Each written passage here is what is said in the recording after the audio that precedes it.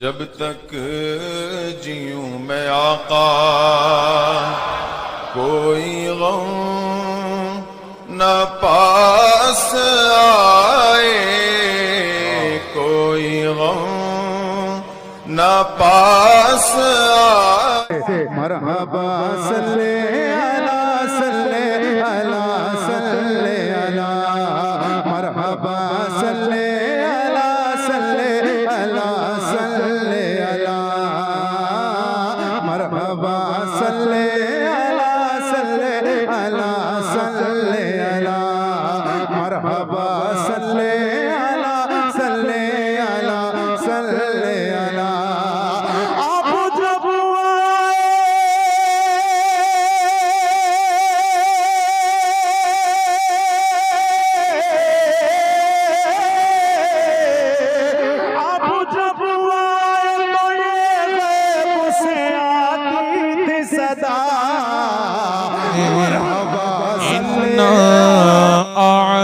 أعطيناك الكوثر إنا أعطيناك الكوثر إنا أعطيناك الكوثر، ساری کثرت پاتے یہ ہے، ساری کثرت پاتے یہ ہے،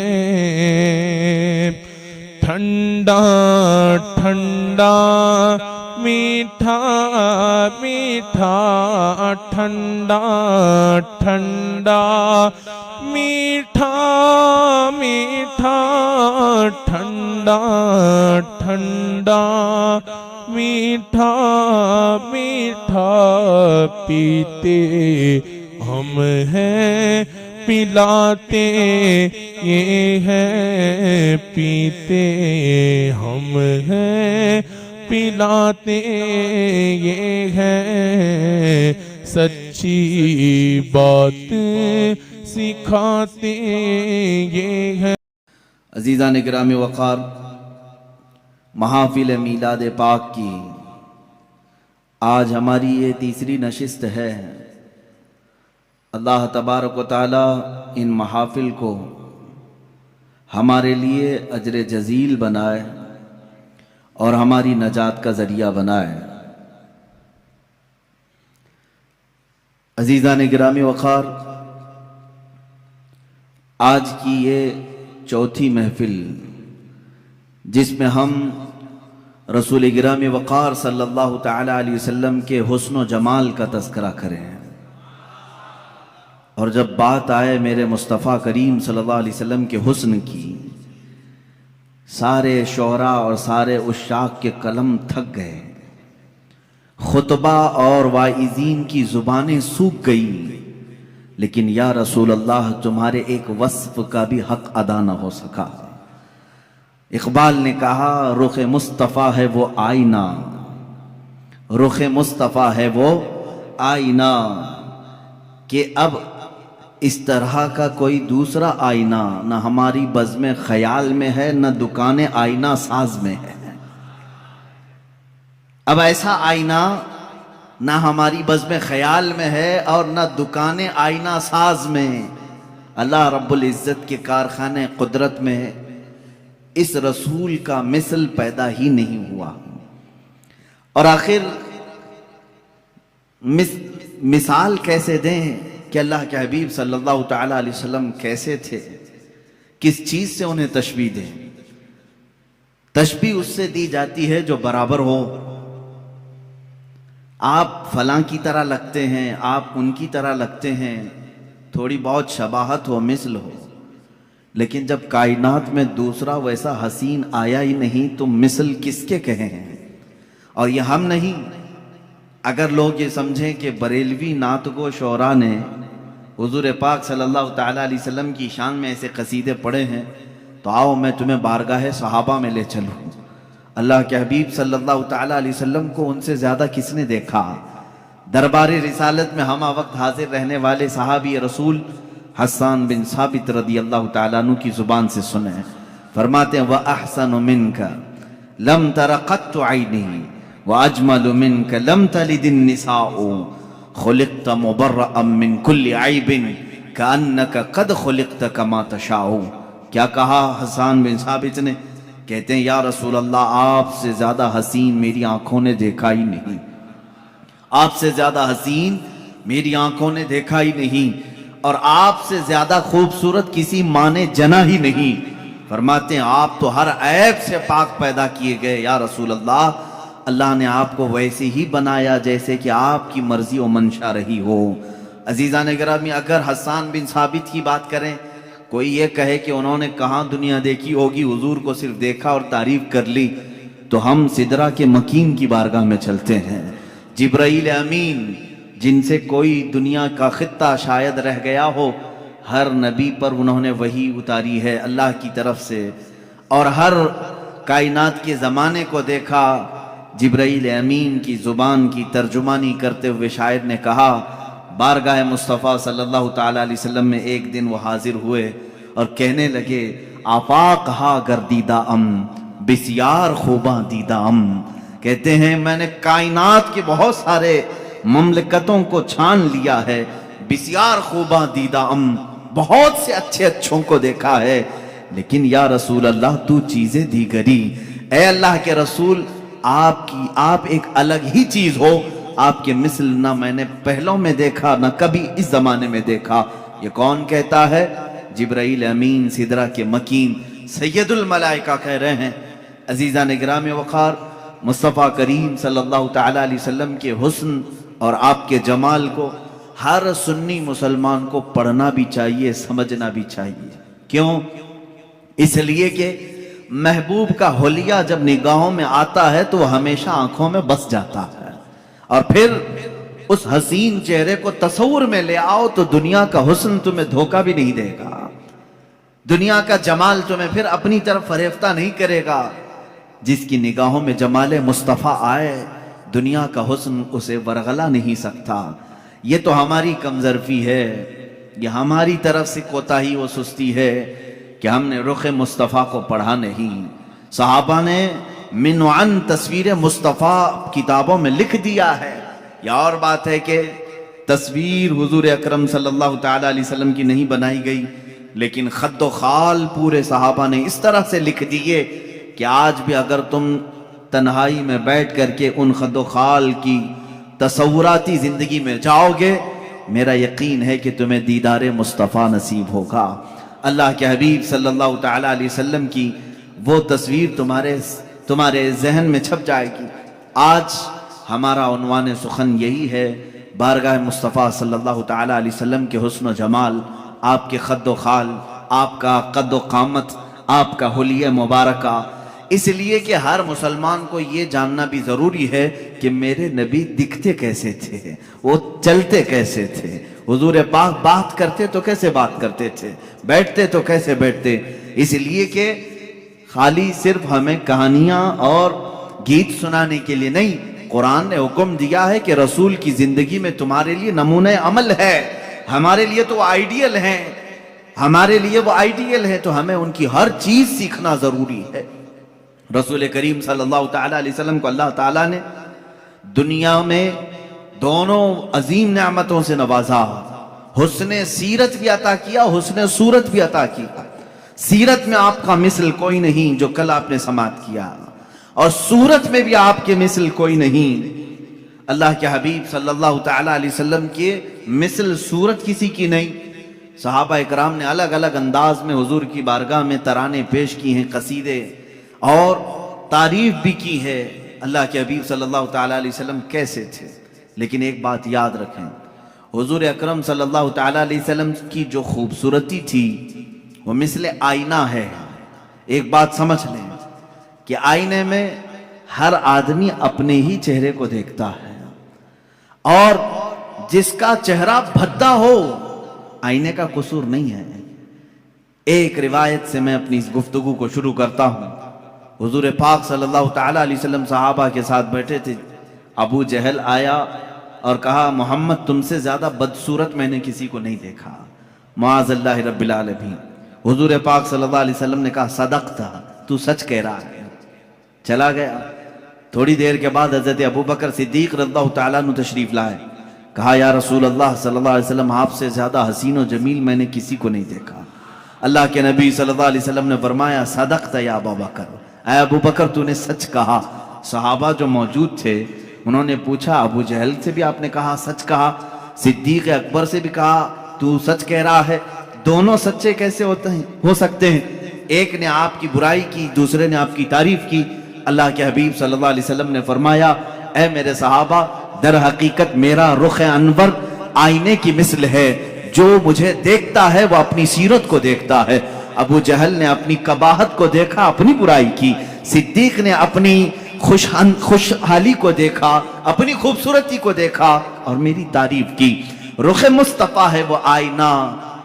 حضور پاک صلی اللہ تعالیٰ علیہ وسلم کے جمال جہاں آرا، اس کو اگر میں تصور میں لاؤں تو آج بڑے ادب و احترام کے ساتھ میں آپ سے گزارش کروں گا کہ نوجوانوں، دل سنبھال کر، ہوش و حواس کو سنبھال کر میرے مصطفیٰ صلی اللہ تعالیٰ علیہ وسلم کے قد و قامت، حلیہ اور حسن و جمال کو مکمل اپنے دل میں نقش کرنے کے عزم کے ساتھ بیٹھو، اس امید کے ساتھ بار الہا آج کی محفل ختم ہو، میں تصور میں آنکھیں بند کروں اور تیرے حبیب کا مجھے دیدار ہو جائے.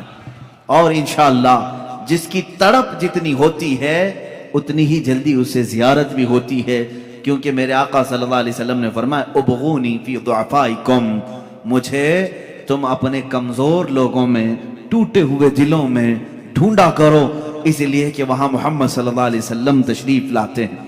عزیزان گرامی، میرے آقا صلی اللہ تعالیٰ علیہ وسلم کی سیرت طیبہ کے باب میں آپ کا حلیہ مبارکہ بھی بیان کرنا آتا ہے. یہ اسی کی ایک شاخ ہے. حضور اکرم صلی اللہ تعالیٰ علیہ وسلم جب جوان ہوئے اور آپ نے اعلان نبوت فرمایا تب تو آپ کی عمر مبارک 40 سال کی تھی، اور جب آپ نے ہجرت فرمائی جب 53 سال کی تھی عمر پاک آپ کی. اب 53 سال کی عمر میں صحابہ کرام نے جو حلیہ بیان کیا، پھر جوانی کا حال کیا رہا ہوگا. جو صحابہ سیرت کے ان گوشوں میں بیان کی ہیں کہ میرے آقا کا حلیہ ایسا تھا، وہ اتنا حسین ہے کہ جو 25 سال کی جوانی کا حسن رہا ہوگا وہ کس انداز کا رہا ہوگا. صحابہ میں حضرت سمرہ بن جندب رضی اللہ تعالیٰ عنہ، حضرت سمرہ بن جندب رضی اللہ تعالیٰ عنہ سے روایت ہے، حضرت براء بن عازب رضی اللہ تعالیٰ عنہ سے روایت. کچھ صحابہ اکرام ہیں جنہوں نے حضور صلی اللہ علیہ وسلم کے حسن و جمال کو روایتوں میں نقل کیا.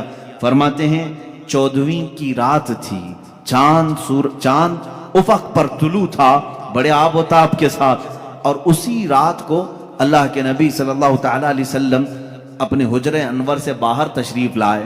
آپ کے جسم اقدس پر سرخ رنگ کا دھاری دار جبہ تھا، لال رنگ کا جس میں دھاریاں تھیں.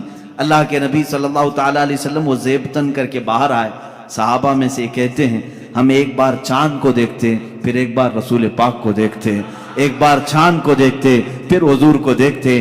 اخیر میں ہمارے دل و دماغ نے کہا چاند تو پھیکا پڑ گیا میرے روح محمدی صلی اللہ علیہ وسلم پر. میرے آقا صلی اللہ تعالیٰ علیہ وسلم کے جسم اقدس کے سامنے چاند پھیکا لگتا تھا، اور حضور کا حسن وہ بھی سرخ دھاری دار جبے کے اندر، وہ کہتے ہیں ایسا لگتا تھا کہ پورے گلشن میں ایک گلاب کھلا ہوا ہے.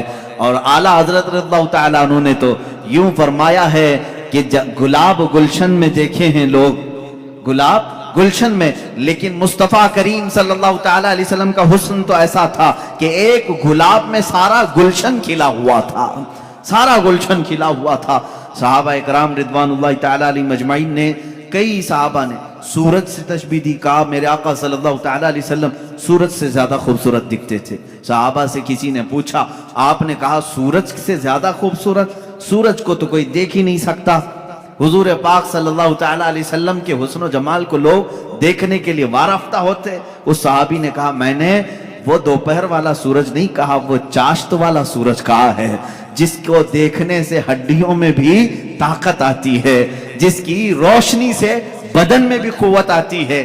اس کو ضحیٰ کہتے ہیں، قرآن پاک میں بھی والضحا واللیل اذا سجا، قرآن میں جو آیتیں آئی ہیں، ضحا کہتے ہیں ناشتے کے وقت جو سورج نکلا رہتا ہے 8 بجے سے لے کر 9 بجے کے بیچ، جس کی ہلکی ہلکی سی روشنی تمہارے جسم پر ابھی ابھی گرماہٹ پیدا کرتی ہے، اور اس وقت سورج کی ٹکیا پر تمہاری نگاہیں بھی ٹکتی ہیں، اس سورج کو کہتے ہیں ضحا، چاشت کے وقت والا سورج جو پوری کرنیں دنیا میں پھیلا چکا ہوتا ہے۔ اور اللہ رب العزت نے خود رخ مصطفیٰ کو وہ صبح کے سورج سے تشبیہ دی ہے۔ عزیزان گرامی، اب یہاں تشبیہات بہت ساری ہیں، صحابہ کرام نے الگ الگ تشبیہیں دی۔ بعض صحابہ نے کہا وہ 14ویں کا چاند جب چمکتا تھا حضور اکرم صلی اللہ تعالی علیہ وسلم کے حسن کے آگے وہ پھیکا تھا، اور بعض صحابہ نے کہا سورج کے مثل، لیکن ایک شاعر نے کہا ہے چاند سے تشبیہ دینا یہ بھی کیا انصاف ہے، چاند سے تشبیہ دینا یہ بھی کیا انصاف ہے، چاند میں تو داغ ہے حضرت کا چہرہ صاف ہے۔ یہ شاعر نے کہا چاند میں تو کبھی ہم 14ویں کو دیکھ کے چاند کو دیکھتے ہیں اس میں داغ نظر آتے ہیں، اور شاعر نے کہا چاند سے تشبیہ دینا یہ بھی کیا انصاف ہے، چاند میں تو داغ ہے حضرت کا چہرہ صاف ہے۔ میرے آقا صلی اللہ تعالی علیہ وسلم کے رخ انور پر ایک دھبا بھی نہیں تھا، کبھی ایک کوئی اس طرح کی پھنسی نہیں آئی جس سے لوگ قباحت کر سکتے ہوں، کراہت کر سکتے ہوں۔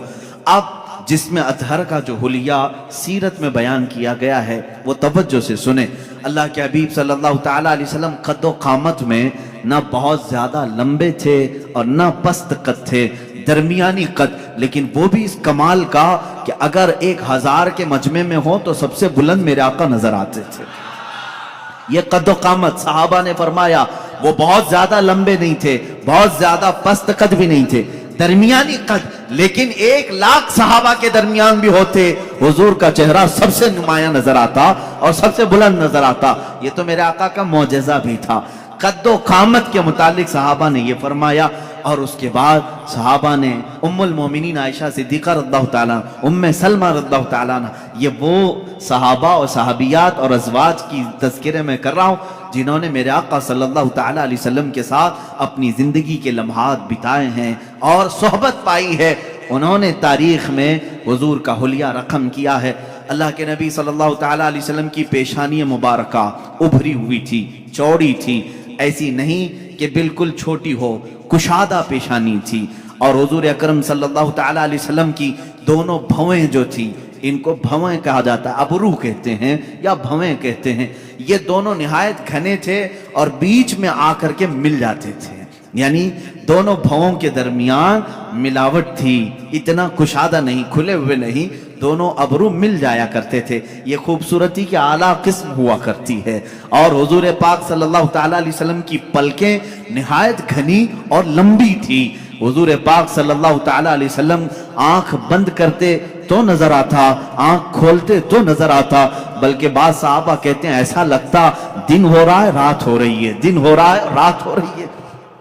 آنکھوں میں یہ جو پلکیں تھی کافی گھنی تھی، اور حضور اکرم صلی اللہ تعالیٰ علیہ وسلم کی بینی مبارکہ یعنی ناک شریف، حضور اکرم صلی اللہ علیہ وسلم کی نہایت ہی کھڑی ناک تھی، سیدھی بالکل، ایسی نہیں کہ چوڑے ہوں یا نتھنے نظر آتے ہوں، لیکن کھڑی ناک تھی، ایسے لگتا تھا کہ جیسے بالکل کسی نے چاندی سے تراش کر کے رکھا ہو۔ یہ بھی صحابہ نے کہا حضور کا جسم ناز ایسا لگتا تھا جیسے کسی نے چاندی میں ڈھال کر کے اتارا ہے، اور یہ بینی مبارکہ تھی۔ اور حضور اکرم صلی اللہ تعالیٰ علیہ وسلم کے رخسار مبارک، حضرت عائشہ صدیقہ فرماتی ہیں نہ بہت زیادہ ابھرے ہوئے تھے نہ بہت زیادہ چپکے ہوئے تھے، ہموار تھے، لیکن جب حضور مسکراتے تھے تو اس میں انار کی سرخی آتی تھی، اور جب ناراض ہوتے غصہ ہوتے تو اس میں لال پن نظر آتا تھا۔ صحابہ اس سے محسوس کر لیتے حضور پاک صلی اللہ تعالیٰ علیہ وسلم کے رخسار پاک۔ یہاں تک کہ ایک صحابی نے کہا حضور گورے رنگت کے تھے، لیکن گورے کا مطلب چونے جیسی سفیدی نہیں، بلکہ کہتے ہیں ایسے گورے جس کو کہتے ہیں گلابی رنگت ہو۔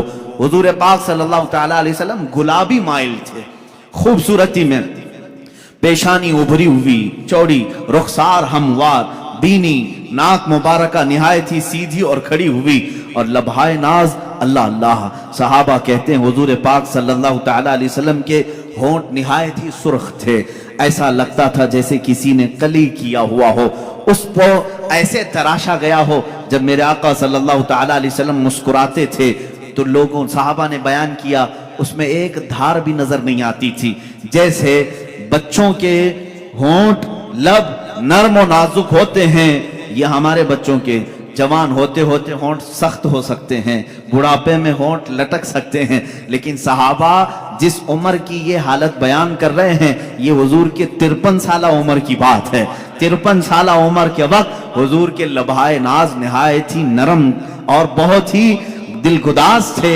حضور جب مسکراتے تھے تو یہ ہونٹ پھیل جاتے تھے اور اس میں سرخی نظر آتی تھی، اور رسول کریم صلی اللہ تعالیٰ علیہ وسلم کی ذقن مبارک یعنی ٹھوڈی شریف یہ بالکل ہی مثلث نما، یعنی ایسے نہیں کہ جس کو عیب دار سمجھا جائے، اور داڑھی شریف اتنی گھنی تھی.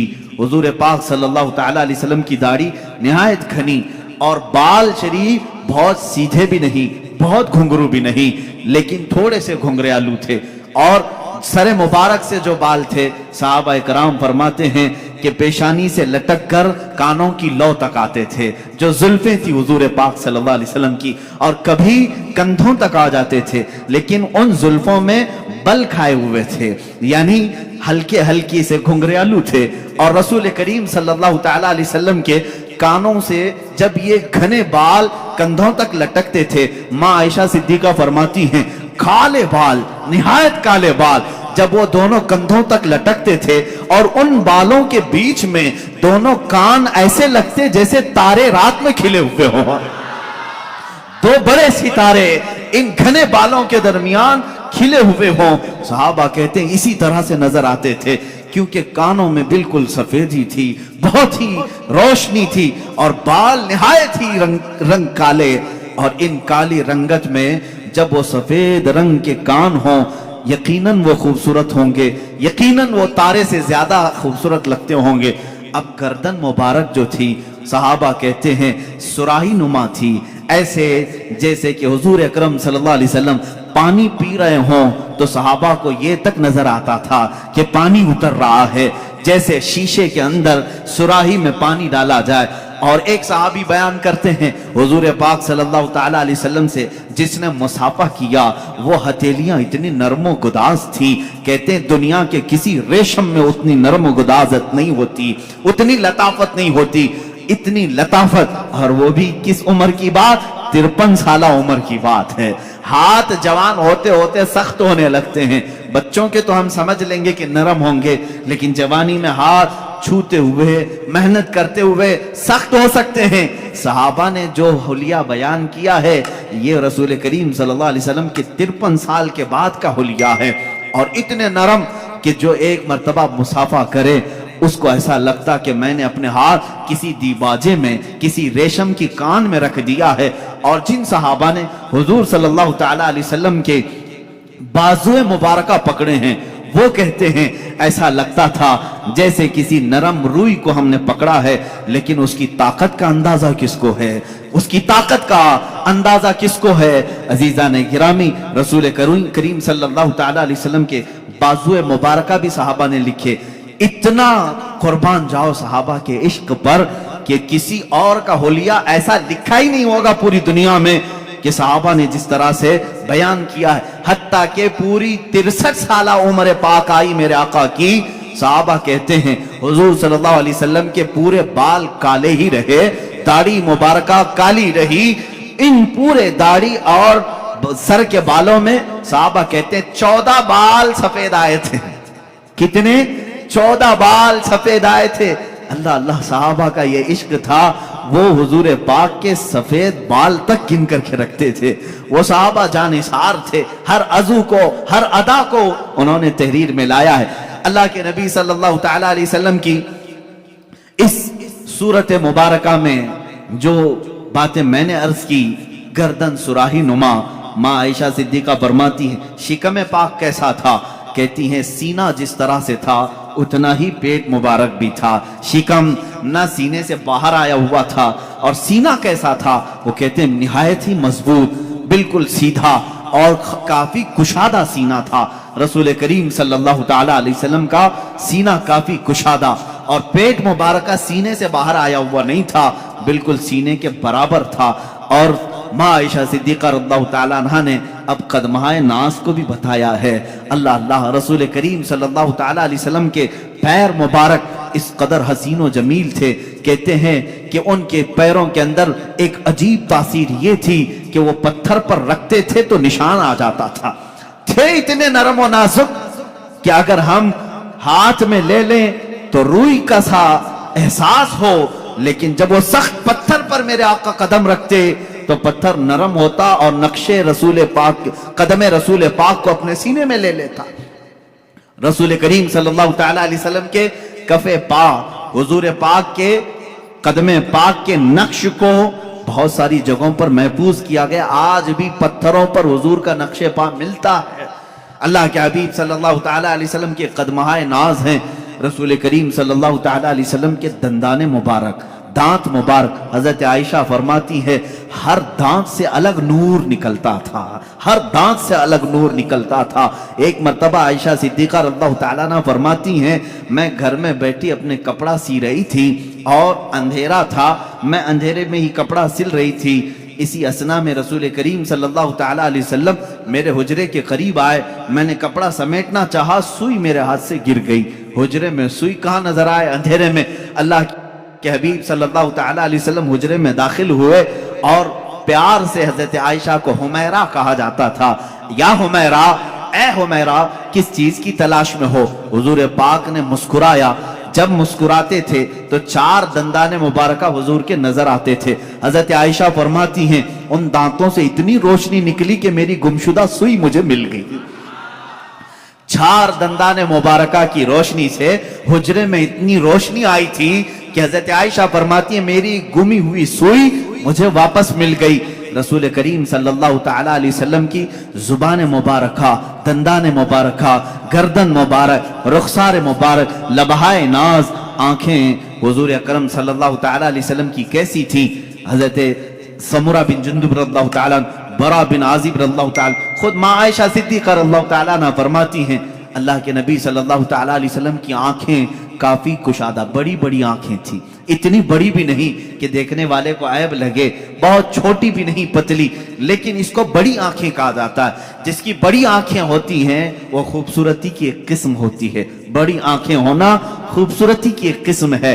اللہ کے نبی صلی اللہ تعالیٰ علیہ وسلم کی آنکھوں کے اندر کی بھی بات صحابہ فرماتے ہیں یہ جو پتلی تھی نہایت کالی تھی، اور جو باہر کی سفیدی تھی وہ بہت سفید، لیکن اس میں خون کے جو ڈورے تھے وہ صاف نظر آیا کرتے تھے، باریک باریک نسیں صاف نظر آتی تھی۔ صحابہ نے کیا کیا دیکھا ہے اور کیا کیا نقش کر کے رکھا ہے، میرے عزیزو غالباً بعد میں آنے والے ہم غلاموں کے لیے ہی انہوں نے لکھا ہوگا، اسی لیے انہوں نے بتایا ہوگا اے نادان جب کبھی تیرا دل پریشان ہو جائے، گھبرا جائے، اس حلیے پاک کو ایک بار پڑھ لینا، پھر آنکھیں بند کر لینا، ساری تھکان دور ہو جائے گی، ساری تھکان دور ہو جائے۔ رسول کریم صلی اللہ تعالیٰ علیہ وسلم کا حلیے پاک جیسے ہی تصور میں آ جائے گا ہر چیز تم دنیا کی بھول جاؤ گے۔ اب یہ رسول کریم صلی اللہ تعالیٰ علیہ وسلم کے قدمہائے ناز سے لے کر سر مبارک تک کی یہ صحابہ نے بیان کیا ہے۔ عزیزان گرامی، اب عشاقان مصطفیٰ کی بارگاہ میں آتے ہیں، ان تمام چیزوں کو بعض نے اپنے نثر میں لکھا ہے، بعض نے اپنے اشعار میں لکھا ہے۔ امام بوصیری رضی اللہ تعالیٰ عنہ قصیدہ بردہ شریف میں میرے آقا صلی اللہ تعالیٰ علیہ وسلم کے خد و خال کو پورے طور پر اپنے قصیدے میں لکھا ہے، فجوہر الحسنی غیر منقسمی، یہ ایسا جوہر ہے جس کو منقسم نہیں کیا جا سکتا۔ اور حضور اکرم صلی اللہ تعالیٰ علیہ وسلم کے تمام اعضاء مبارکہ کو اگر پڑھنا ہو امام عشق و محبت اعلیٰ حضرت فاضل بریلوی رضی اللہ تعالیٰ عنہ کے صلاۃ و سلام، مشہور زمانہ سلام، مصطفیٰ جان رحمت پہ لاکھوں سلام، شمع بزم ہدایت پہ لاکھوں سلام، اس میں جتنے اشعار آئے ہیں اس میں اعلیٰ حضرت نے حضور پاک صلی اللہ تعالیٰ علیہ وسلم کے حلیے پاک کا بھی پورا نقشہ سلام میں پیش کر دیا ہے۔ یہ سلام بارگاہ رسالت میں مقبول سلام ہے، مقبول سلام ہے۔ اس لیے کہ فاضل بریلوی رحمت اللہ تعالی علیہ حضور پاک صلی اللہ تعالی علیہ وسلم کے ایک ایک عضو کا تذکرہ کرتے ہیں اور اس پر سلام بھیجتے ہیں. حضور کی پوری ذات پر تو سلام ہے ہی ہے, لیکن حضور کے ہر عضو پر سلام ہے. کہتے ہیں جس کے آگے سروراں جھکیں اس جبین سعادت پہ لاکھوں سلام. اعلیٰ حضرت فرماتے ہیں جس کے ماتھے شفاعت کا صحرا رہا اس جبین سعادت پہ لاکھوں سلام. بھووں کی بات آتی ہے, امام اہل سنت کہتے ہیں جن کے آگے محراب کعبہ جھکی, جس کے سجدے کو محراب کعبہ جھکی, ان بھووں کی لطافت پہ لاکھوں سلام. حضور پاک کے لبھائے ناز کا تذکرہ آتا ہے, عشق و محبت کا امام کہتا ہے پتلی پتلی گلے قدس کی پتیاں, ان لبوں کی نزاکت پہ لاکھوں سلام. اور منہ مبارک کی بات آتی ہے, امام عشق و محبت پکارتے ہیں وہ دہن جس کی ہر بات وحی خدا, وہ دہن جس کی ہر بات وحی خدا, اس کی قاہر ریاست پہ لاکھوں سلام. ارے زبان پاک کو بھی یہ امام ہمارا اس طرح سلام پیش کرتا ہے. کہتے ہیں وہ زبان جس کو سب کن کی کنجی کہیں, اس کی نافذ حکومت پہ لاکھوں سلام. کان مبارک پر بھی سلام بھیجا, کہا دور و نزدیک کے سننے والے وہ کان لالے کرامت پہ لاکھوں سلام. ہاتھوں پر بھی سلام بھیجا, ہاتھ جس سمت اٹھا غنی کر دیا موج بحر سماحت پہ لاکھوں سلام. ارے شکم ناز پر بھی بریلی کے امام نے سلام بھیجا, کہا کل جہاں ملک اور جو کی روٹی غذا, اس شکم کی قناعت پہ لاکھوں سلام. میرے آقا کے قدمہائے ناز پر بھی سلام بھیجا, کہا کھائی قرآن خاک گزر کی قسم, کھائی قرآن خاک گزر کی قسم, اس کفے پاک کی حرمت پہ لاکھوں سلام. میرے اعلیٰ حضرت میرے آقا صلی اللہ تعالی علیہ وسلم کے ہر عضو ناز پر سلام بھیجا ہے, اسی لیے یہ سلام مقبول بارگاہ انعام ہے. رسول کریم صلی اللہ تعالی علیہ وسلم کے دربار میں یہ قبول کیا ہوا سلام ہے. عزیزان گرامی وقار, مصطفیٰ کریم صلی اللہ تعالی علیہ وسلم کے حلیے ناز کی ظاہری صورت میں نے آپ کے سامنے بتائی, ان کی باطنی جو صورت ہے اللہ اس پر بڑی لمبی گفتگو ہوگی. میں نے تو صرف یہ بتایا کہ آنکھیں حضور پاک کی بڑی بڑی تھیں, اس میں کالی کالی پتلیاں اور نہایتی سفید قسم کی سفیدی, یہ تو ظاہری آنکھوں کی صورت ہم نے آپ کے سامنے رکھی. بھویں ایک دوسرے سے ملتی ہیں, یہ تو ہم نے ظاہری صورت آپ کے سامنے رکھی, لیکن اس کی جو باطنی معنوی حقیقی جو تاثیرات ہیں وہ اپنی جگہ پر ایک الگ مقام رکھتی ہیں.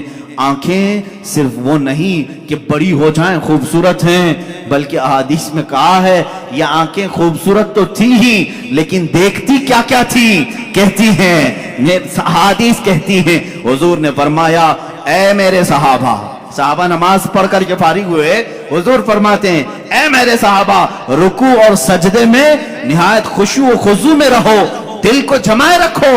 صحابہ گھبرا گئے, یہ جماعت سے نماز ہوئی ہے, امام سید الانبیاء, صحابہ مقتدی, نماز کے بعد صحابہ سے کہہ رہے ہیں رکوع سجدہ برابر کرنا.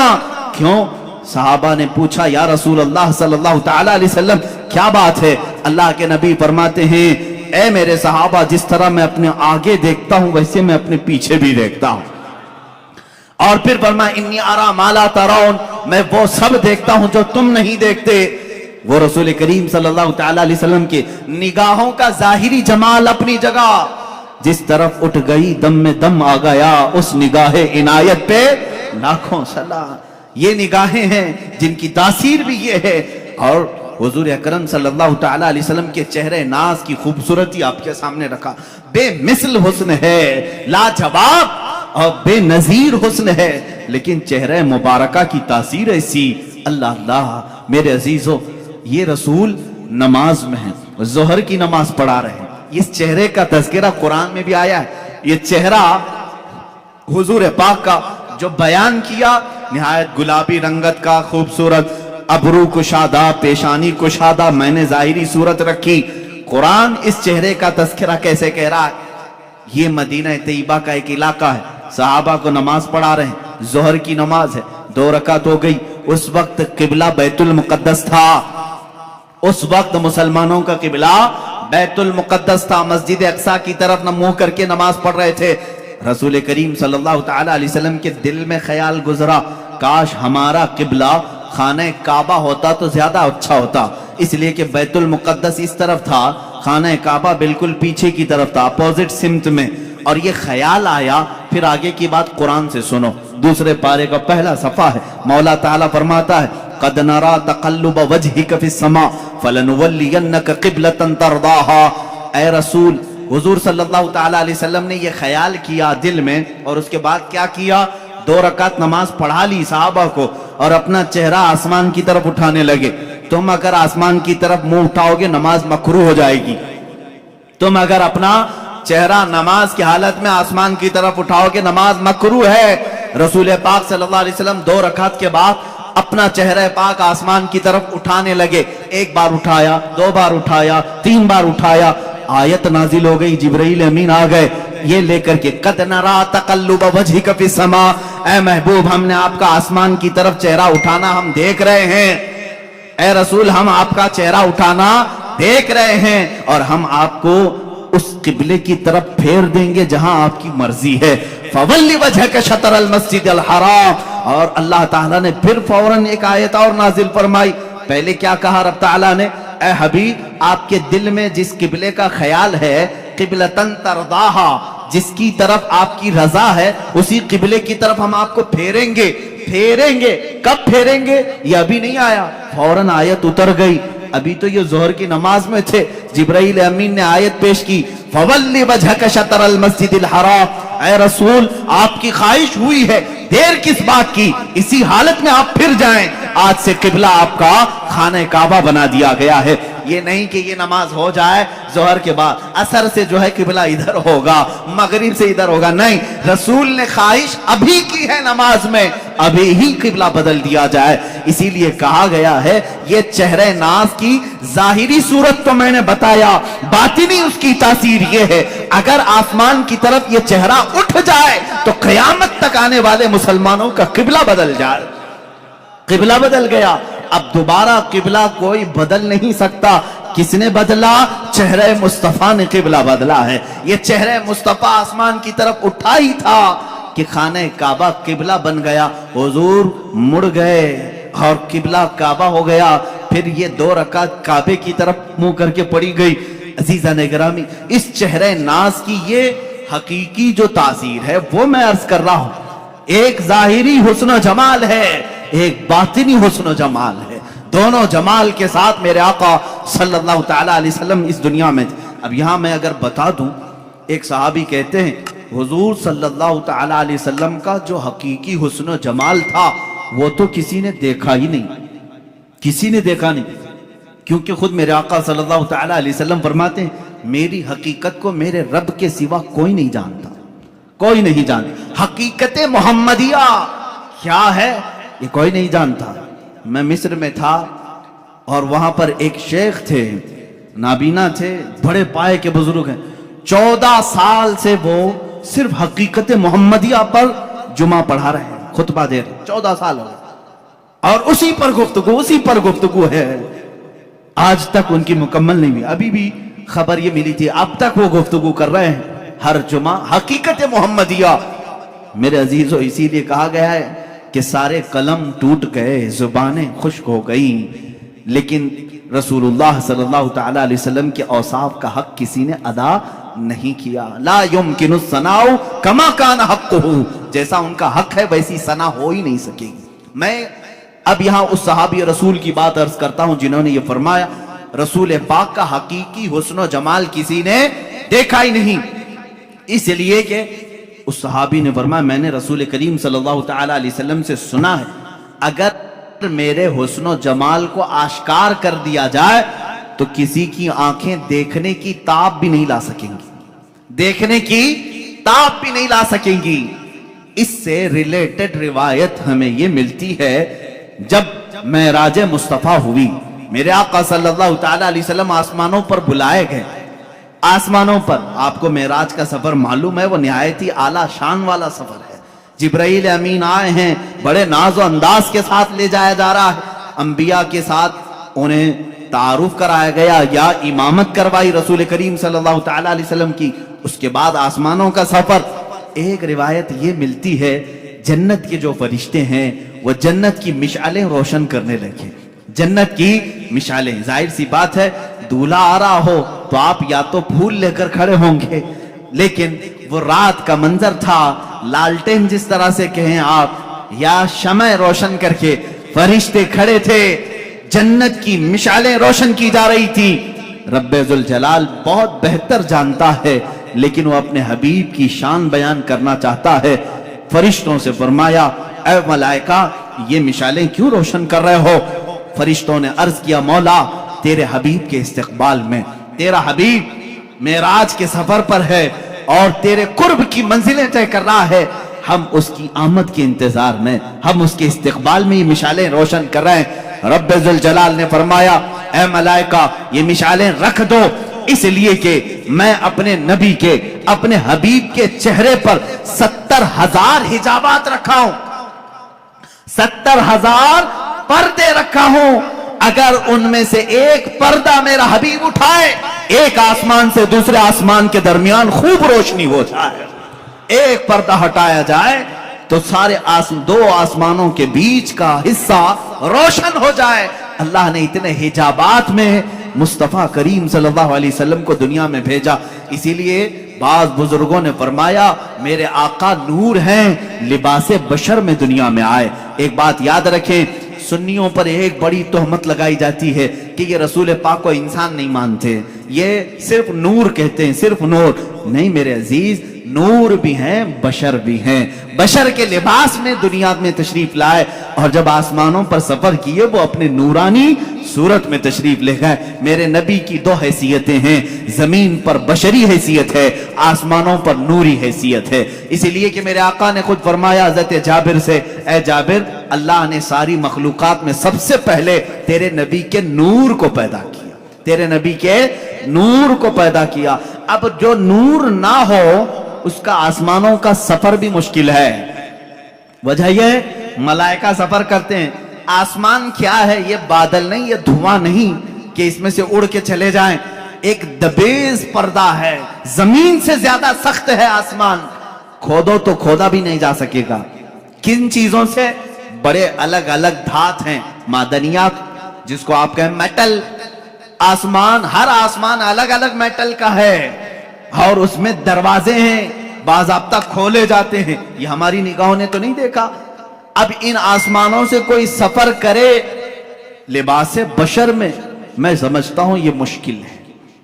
اب یہ آسمانوں کو پھاڑے بغیر، توڑے بغیر، جیسے فلسفیوں کا اجرام فلکیہ انہوں نے انکار کیا معراج مصطفیٰ کا. بعض فلسفی کہیں آسمان ٹوٹ ہی نہیں سکتا، اس میں سے کوئی جائے گا کیسے؟ لہذا رسول گئے ہی نہیں اوپر، کیسے جا سکتے ہیں؟ فلسفی جو ہیں وہ عقل کے دل دادا ہوتے ہیں بیچارے، جتنی سمجھ میں ہے اتنا ہی کہیں گے. یہ دکھتا تو نہیں ہے اس لیے جا نہیں سکتا کوئی آسمان کے اندر.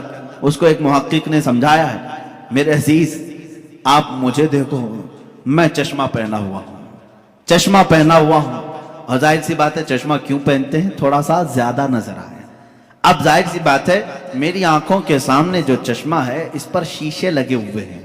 اب دیکھنے والی جو چیز ہمارے اندر ہوتی ہے وہ کیا ہے؟ آنکھوں کے اندر نور کا ایک ہلکا دانہ ہوتا ہے، نور کا ایک ہلکا ذرہ ہوتا ہے. اگر وہ نور مر گیا تو تمہاری آنکھیں بھی اندھی ہو گئی. ہر انسان کی آنکھ میں نور، اسی لیے تو ہم کہتے ہیں نا آنکھ عطا کیجئے اس میں زیادی. اور آنکھوں کا نور، نور کیوں کہا جاتا ہے؟ ہر آنکھ کے اندر نور کا ایک ذرہ ہے اور وہی دیکھنے کے قابل بھی ہوتا ہے. جب ہم نے آنکھ کھولی، چشمہ لگا ہوا ہے، وہ نور کا جو ذرہ ہے کیا میرے چشمے کو پھاڑ کر کے باہر دیکھ رہا ہے؟ اس کو یہاں سے باہر آنے کے لیے کیا چشمے کی اینک پھاڑنا پڑ رہا ہے؟ نہیں، چشمے کی اینک ویسی ہے، وہ نور کا ذرہ وہی ہے. لیکن اس چشمے کے باہر جتنی چیزیں ہیں سب کو وہ دیکھتا ہے، ساری چیزوں کی تصویر کھینچتا ہے اور اپنی آنکھوں میں اندر لیتا ہے. نور کو کسی چیز کے خرق پھاڑنے کی احتیاط ضرورت نہیں پیش آتی. اسی لیے تو تمہیں کہنا ہوگا کہ مصطفیٰ کریم صلی اللہ تعالی علیہ وسلم کو جب آسمان علا پر ملائکہ کے سفر جبرائیل امین کے ساتھ لے جایا جا رہا تھا تب آپ کی حیثیت نوری تھی، اور نور جب جاتا ہے تو کسی بھی چیز کو پھاڑنے کی ضرورت نہیں پیش آتی، وہ گزر جاتا ہے۔ عزیزان گرامی وقار، اسی لیے کہا اللہ رب العزت نے معراج کی رات میں اپنے نبی کے حسن پر 70,000 حجابات رکھا ہوں، اگر ایک حجاب ہٹا دیا جائے تو اس کے نور سے دو آسمانوں کے بیچ روشنی ہو جائے۔ یہ رسول کریم صلی اللہ تعالی علیہ وسلم کے چہرے جمال جہاں آرا کی جو باطنی صورت ہے، میں نے ظاہری صورت بتائی، باطنی اور معنوی حقیقی جو صورت ہے وہ تو ہم میں سے کون سمجھ سکے گا۔ اسی لیے سیدنا رسول کریم صلی اللہ تعالی علیہ وسلم نے فرمایا میری حقیقت کو میرے رب کے سوا کوئی نہیں جانتا۔ اب جو گوش مبارک ہیں یعنی کان مبارک ہیں ان کو تو میں نے بتایا۔ ماں عائشہ صدیقہ فرماتی ہیں زلفہائے ناز میں ایسے لگتے تھے جیسے کھلے ہوئے رات میں تارے ہوں، یہ ظاہری خوبصورتی ہے، لیکن اس کی باطنی جمال، اس کا باطنی حسن، وہ کہاں تک سنتے تھے، کیا کیا سنتے تھے، یہ تو تم اندازہ بھی نہیں کر سکتے۔ ایک بار رسول کریم صلی اللہ تعالی علیہ وسلم تشریف فرما ہے، اچانک آپ مسکرانے لگے، صحابہ کی مجمع میں مسکرانے لگے۔ کہا یا رسول اللہ صلی اللہ تعالی علیہ وسلم آج کس بات پر مسکراہٹ ہے؟ کہا میں فرشتوں کی گفتگو سن رہا تھا، اس پر مجھے ہنسی آ گئی۔ کہا ملائکہ کی گفتگو ہو رہی ہے جنت کے آگے اور ان کی گفتگو پر مجھے ہنسی آ گئی۔ کیا گفتگو کر رہے تھے؟ وہ ایک الگ لمبی حدیث ہے۔ صحابہ کرام رسول کریم صلی اللہ تعالی علیہ وسلم سے پوچھتے ہیں کہ یہ کیا گفتگو چل رہی تھی ملائکہ میں؟ اللہ کے نبی صلی اللہ تعالی علیہ وسلم نے ان کی وہ پوری گفتگو بھی بیان کی۔ ایک مجلس میں اچانک ہلکی سی آواز آئی، صحابہ نے پوچھا یا رسول اللہ صلی اللہ تعالی علیہ وسلم کوئی آواز ہے؟ حضور نے فرمایا ہاں، جو آواز تم نے سنی وہ میری بدولت سنا ہے، باقی کسی کے کان یہ سن نہیں سکتے، تم میری مجلس میں بیٹھے ہو اس برکت سے سنے ہو۔ وہ کیا آواز تھی؟ کون سی آواز تھی؟ ایک دھماکے کی آواز۔ حضور فرماتے ہیں آج سے 70,000 سال پہلے جہنم کے منہ پر ایک پتھر گرایا گیا تھا، وہ آج جا کر کے اس کی تہ میں لگا ہے، اس کی تہ میں اب جا کر پہنچا ہے، یہ اسی کی دھماکے کی آواز تھی۔ یہ اللہ کے نبی صلی اللہ تعالی علیہ وسلم کے کان مبارک ہے، دور و نزدیک کے سننے والے وہ کان لالے کرامت پہ لاکھوں سلام۔ یہ بریلوی یوں ہی سلام ہندوستان سے نہیں بھیجتے، ان کا یقین ہے ہم یہاں سے پکارے وہ وہاں سے سنے، مصطفیٰ کی سماعت پہ لاکھوں سلام۔ یقین ہے نا؟ یقین ہے، اس لیے تو ہم یہاں سے پکارتے بھی ہیں اور میرے آقا سنتے بھی ہیں، اس لیے کہ وہ کان ظاہری کانوں کی خوبصورتی اپنی جگہ پر، لیکن جو باطنی اور اس کی معنوی خوبصورتی تھی اس کو تو حدیثوں نے بیان کیا ہے۔ اللہ کے نبی صلی اللہ تعالی علیہ وسلم کیا کیا سنتے تھے، کیا کیا دیکھتے تھے، بہت ساری حدیثیں ہیں میرے عزیزو۔ جب علم غیب کی بات آئے تو انشاءاللہ العزیز اس ٹاپک پر، اس موضوع پر ہم عرض کریں گے۔ اب اللہ کے حبیب صلی اللہ تعالی علیہ وسلم کے دست مبارکہ کی بات ہے، ہاتھ مبارک حضور اکرم صلی اللہ تعالی علیہ وسلم۔ ویسے تو میں نے ہاتھ کی خوبصورتی بتائی، ہاتھ بہت لمبے بھی نہیں تھے، بہت چھوٹے بھی نہیں تھے، ہتھیلیاں اتنی نرم تھیں جیسے کوئی مصافحہ کرے تو ایسا لگے کہ ریشم کے کپڑے میں اس نے اپنا ہاتھ رکھا ہو، نرم ملائم، سوز و گداز اس کے اندر تھا۔ لیکن اس کی طاقت و قوت کا حال یہ تھا، اس کی طاقت و قوت کا یہ حال تھا کہ حضور اکرم صلی اللہ تعالی علیہ وسلم نے ان ہاتھوں کو جہاں رکھا کیا کیا ہوا۔ ایک صحابی ہیں چھوٹی عمر کے تھے، ان کے سر پر حضور صلی اللہ علیہ وسلم نے ہاتھ پھیرا اور کہا اللہ تجھے برکت عطا کرے۔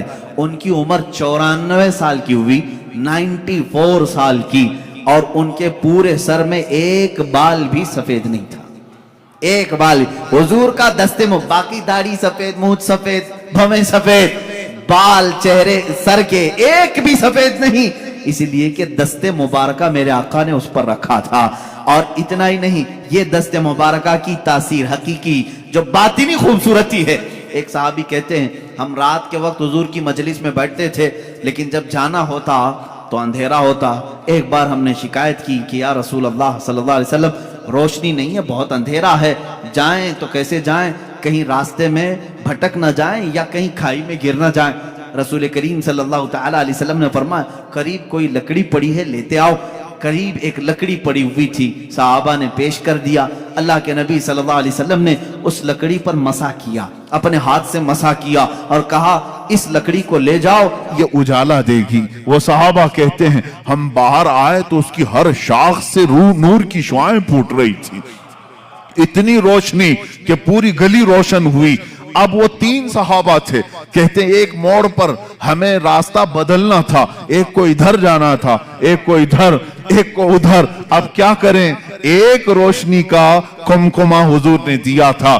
تینوں نے کہا ہم 3 ٹکڑے کرتے ہیں اور اپنے اپنے گھر لے جاتے ہیں. تینوں ٹکڑے کیے, ہر ٹکڑے سے وہی روشنی آ رہی تھی. رسول پاک صلی اللہ تعالیٰ علیہ وسلم جس لکڑی پر اپنا دست مبارکہ لگا دیں وہ روشنی ہی روشنی پیدا کرے. ایک صحابی ہیں جنگ بدر میں, حضرت عکاشہ رضی اللہ تعالیٰ عنہ, کہتے ہیں میں غریب صحابہ میں سے تھا, کسی کے پاس تلوار تھی, کسی کے پاس چاقو تھی, میرے پاس کچھ بھی نہیں تھا. میں حضور کی بارگاہ میں عرض کیا کہ آقا لڑنا تو مجھے بھی ہے, جذبہ جہاد میرے بھی اندر ہے, غریب ہی ہے, غربت کی وجہ سے میرے پاس کچھ نہیں.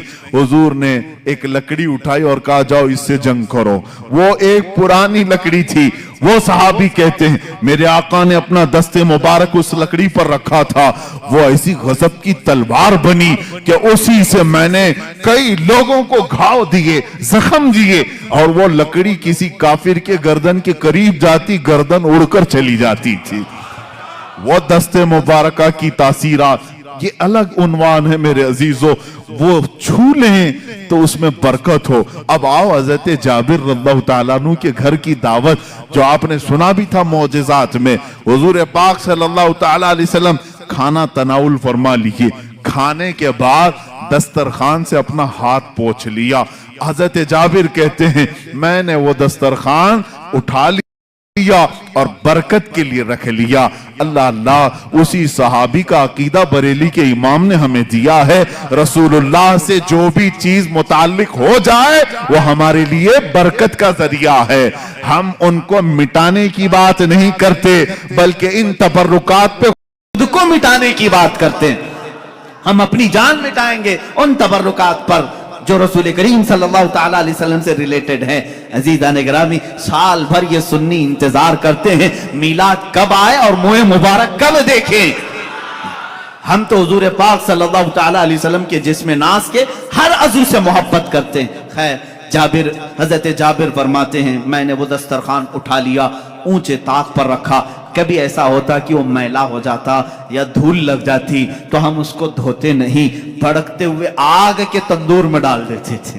آگ کے تندور میں دسترخوان کو ڈال دیتے, تھوڑی دیر کے بعد اس کو نکالتے, کپڑے کا ایک رواں بھی نہیں جلتا, میل تو چلا جاتا تھا, میل نکل جاتا, کپڑے کا ایک رواں بھی نہیں جلتا. یہ دست مصطفیٰ کی کرامت ہے, یہ رسول کریم صلی اللہ تعالیٰ علیہ وسلم کے دست مبارکہ کا معجزہ اور اس کی حقیقی باطنی خوبصورتی ہے. اب یہاں پر میں سنیوں سے کہوں گا, اے میرے عزیزو, اللہ کے نبی صلی اللہ تعالیٰ علیہ وسلم سے قریب ہونا چاہتے ہو کہ نہیں ہونا؟ میرے آقا نے فرمایا جو مجھ پر دنیا میں کثرت سے درود پڑھے, بعض روایات میں ہیں 100 مرتبہ درود پڑھنے کی عادت ڈال لے. اللہ کے نبی فرماتے ہیں کل قیامت کے دن میں اس کو اپنے ہاتھوں سے مصافحہ کروں گا. ہائے, اگر وہ نرم و نازک ہاتھ, وہ سوز و گداز و ملائم ریشمی ہاتھ قیامت کے دن اگر ہمارے ہاتھوں میں آ جائے, میرا وجدان یہ کہتا ہے رسول پاک اگر دسترخوان کو ہاتھ لگا دیں اسے آگ نہیں جلاتی, جس امتی سے مصافحہ کر لے اس پر بھی جہنم کی آگ نہیں جلائے گی انشاءاللہ العزیز. جہنم کی آگ سے وہ بندہ بچے گا جس کو رسول پاک نے مصافحہ کیا ہو. اس لیے آج سے عادت ڈالیں گے, روزانہ میرے آقا کی بارگاہ میں درود پاک بھیجیں گے. اس وقت تک ہم نہیں سوئیں گے جب تک حضور پاک کی بارگاہ میں ہدیہ درود نہیں بھیج لیتے. پڑھیں درود مبارکہ, اللہم صلی علی سیدنا و مولانا محمد معدن الجود والکرم وآلہ واصحابہ الکرام وابنہ الکریم وبارک وسلم صلاۃ دائمۃ سرمدا ابدا. میرے عزیزو, اب ایک ایک عضو پر میں تفصیلی گفتگو کرتے چلا جاؤں, وقت نکل جائے گا. اب آئیں حضور پاک صلی اللہ تعالیٰ علیہ وسلم کے قدم ناز کے متعلق بھی آپ نے سنا کہ آپ پتھر پر بھی رکھتے تو پتھر نرم ہوتا اور اس میں نقش پیدا ہو جاتا، نقش پیدا ہوتا۔ اور ان قدموں کی بات تو یہ ہے کہ جس زمین پر میرے آقا نے قدم رکھے ہیں، وہ کون سی زمین؟ مکہ۔ اللہ نے قرآن پاک میں اس زمین کی قسم یاد فرمائی، لا اقسم بهذا البلد وانت حل بهذا البلد۔ مولا فرماتا ہے قسم ہے اس شہر مبارک کی۔ کون سے؟ مکہ کی قسم قرآن میں ہے، سورہ بلد آپ پڑھیں 30ویں پارے میں، اللہ فرماتا ہے اس شہر کی قسم۔ کیوں قسم؟ قسم مقدس چیز کی اٹھائی جاتی ہے۔ اللہ فرماتا ہے وانت حل بهذا البلد، اس لیے قسم کہ میرا حبیب اس شہر میں جلوہ گر ہے۔ قدم مبارک کھائی قرآن خاکے گزر کی قسم، اس کفے پاک کی حرمت پہ لاکھوں سلام۔ رسول کریم صلی اللہ تعالی علیہ وسلم کے قدمہائے ناز جہاں پڑے ہیں وہ گل و گلزار بنا ہے، اس لیے کہ حدیث میں ہے مدینے کا پہلا نام کیا تھا؟ یثرب تھا۔ اب ہم یثرب نہیں کہتے، لیکن تاریخ بتانے کے لیے صرف کہنے کی اجازت ہے۔ کسی نے اگر یثرب کہہ دیا تو اس نے حرام کیا، اس نے گناہ کیا۔ المدینۃ المنورہ، نہایت ہی روشن شہر یہ مدینہ ہے۔ مدینے کا دوسرا نام طیبہ ہے، طابہ ہے، طوبہ ہے۔ حضور اکرم صلی اللہ تعالی علیہ وسلم کی آمد سے پہلے اس کے حالات بتا دوں۔ یثرب کہتے ہیں بیماریوں کے مرکز کو، جہاں ہر طرح کی بیماریاں، طرح طرح کی بیماریاں رہتی ہوں، وہ یثرب تھا۔ یہ شہر یہاں جو جاتا وہ بیمار ہو کے آ جاتا، اور اس شہر میں بلائیں عام تھی، وبائیں عام تھی، لوگ بیمار ہوتے، مرتے، طرح طرح کے قسم قسم کے بخار آتے تھے۔ لیکن میرے آقا صلی اللہ تعالی علیہ وسلم نے اپنا قدم ناز وہاں رکھا تو یثرب ختم ہو گیا، اور پھر وہ ہمیشہ کے لیے مدینہ ہو گیا۔ اتنا ہی نہیں، مدینے میں میرے آقا نے قدم رکھا، وہ بیماریاں تو چلی گئی، وہ وبائیں تو چلی گئی، بلائیں تو چلی گئی، لیکن ساتھ میں میرے آقا نے اب یہ فرمایا اب یہ یثرب نہیں، اب مدینہ ہے۔ اس کی عزت یہ ہے غبار المدینہ فیہ شفاء، میرے آقا فرماتے ہیں اس کی دھول میں بھی اللہ نے شفا رکھی ہے۔ اڑتی ہوئی دھول مدینے کی اللہ فرماتا، رسول پاک فرماتے ہیں اس میں شفا ہے۔ خاکے شفا کہاں سے لاتے ہو؟ خاکے شفا کہاں سے لاتے ہو؟ مدینے کی ہی مٹی ہے۔ اس مدینے کی مٹی میں شفا آئی کہاں سے؟ مٹی تو زمین کی ہے، وہ قدم ناز کی برکت ہے۔ میرے آقا صلی اللہ تعالی علیہ وسلم کے قدمہائے ناز جہاں رکھے جائیں۔ اب بریلی کے امام اعلی حضرت فاضل بریلوی رضی اللہ تعالیٰ عنہ نے اپنے اشعار میں جو تمنائیں کی ہیں وہ ہلکی پھلکی نہیں ہیں، ہلکی پھلکی نہیں ہے۔ مدینے میں قدم رکھا رسول پاک نے، ساری بلائیں ختم، وبائیں ختم، بیماریاں ختم، لیکن وہ زمین اب شفا کا مرکز بن گئی۔ جو وہاں جائے مٹی اٹھائے اپنی جلد پر لگائے صحت یاب ہو جائے۔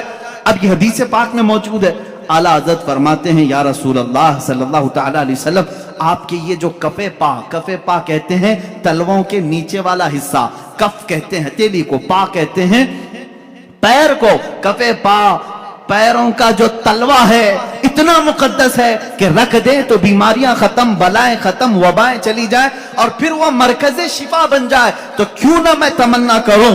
بریلی کے امام نے یوں کہا، دل کرو ٹھنڈا میرا وہ کفے پا چاند سا، چاند جیسا جو کفے پا ہے آپ کا یا رسول اللہ، دل کرو ٹھنڈا میرا وہ کفے پا چاند سا، سینے پہ رکھ دو ذرا تم پہ کروڑوں درود۔ تمنائیں کیسی ہیں؟ بریلی کے امام نے تمنا کیا کیا؟ یا رسول اللہ وہ کفے پا ذرا میرے سینے پر بھی رکھ دو، تاکہ سینے کے اندر موجود ساری وبائیں ختم ہو جائیں، اور بلکہ حضور اگر کسی کے سینے پر کفے پا رکھ دیں اس کا سینہ بھی مرکز شفا بن جائے، وہ جس سے ملاقات کرے۔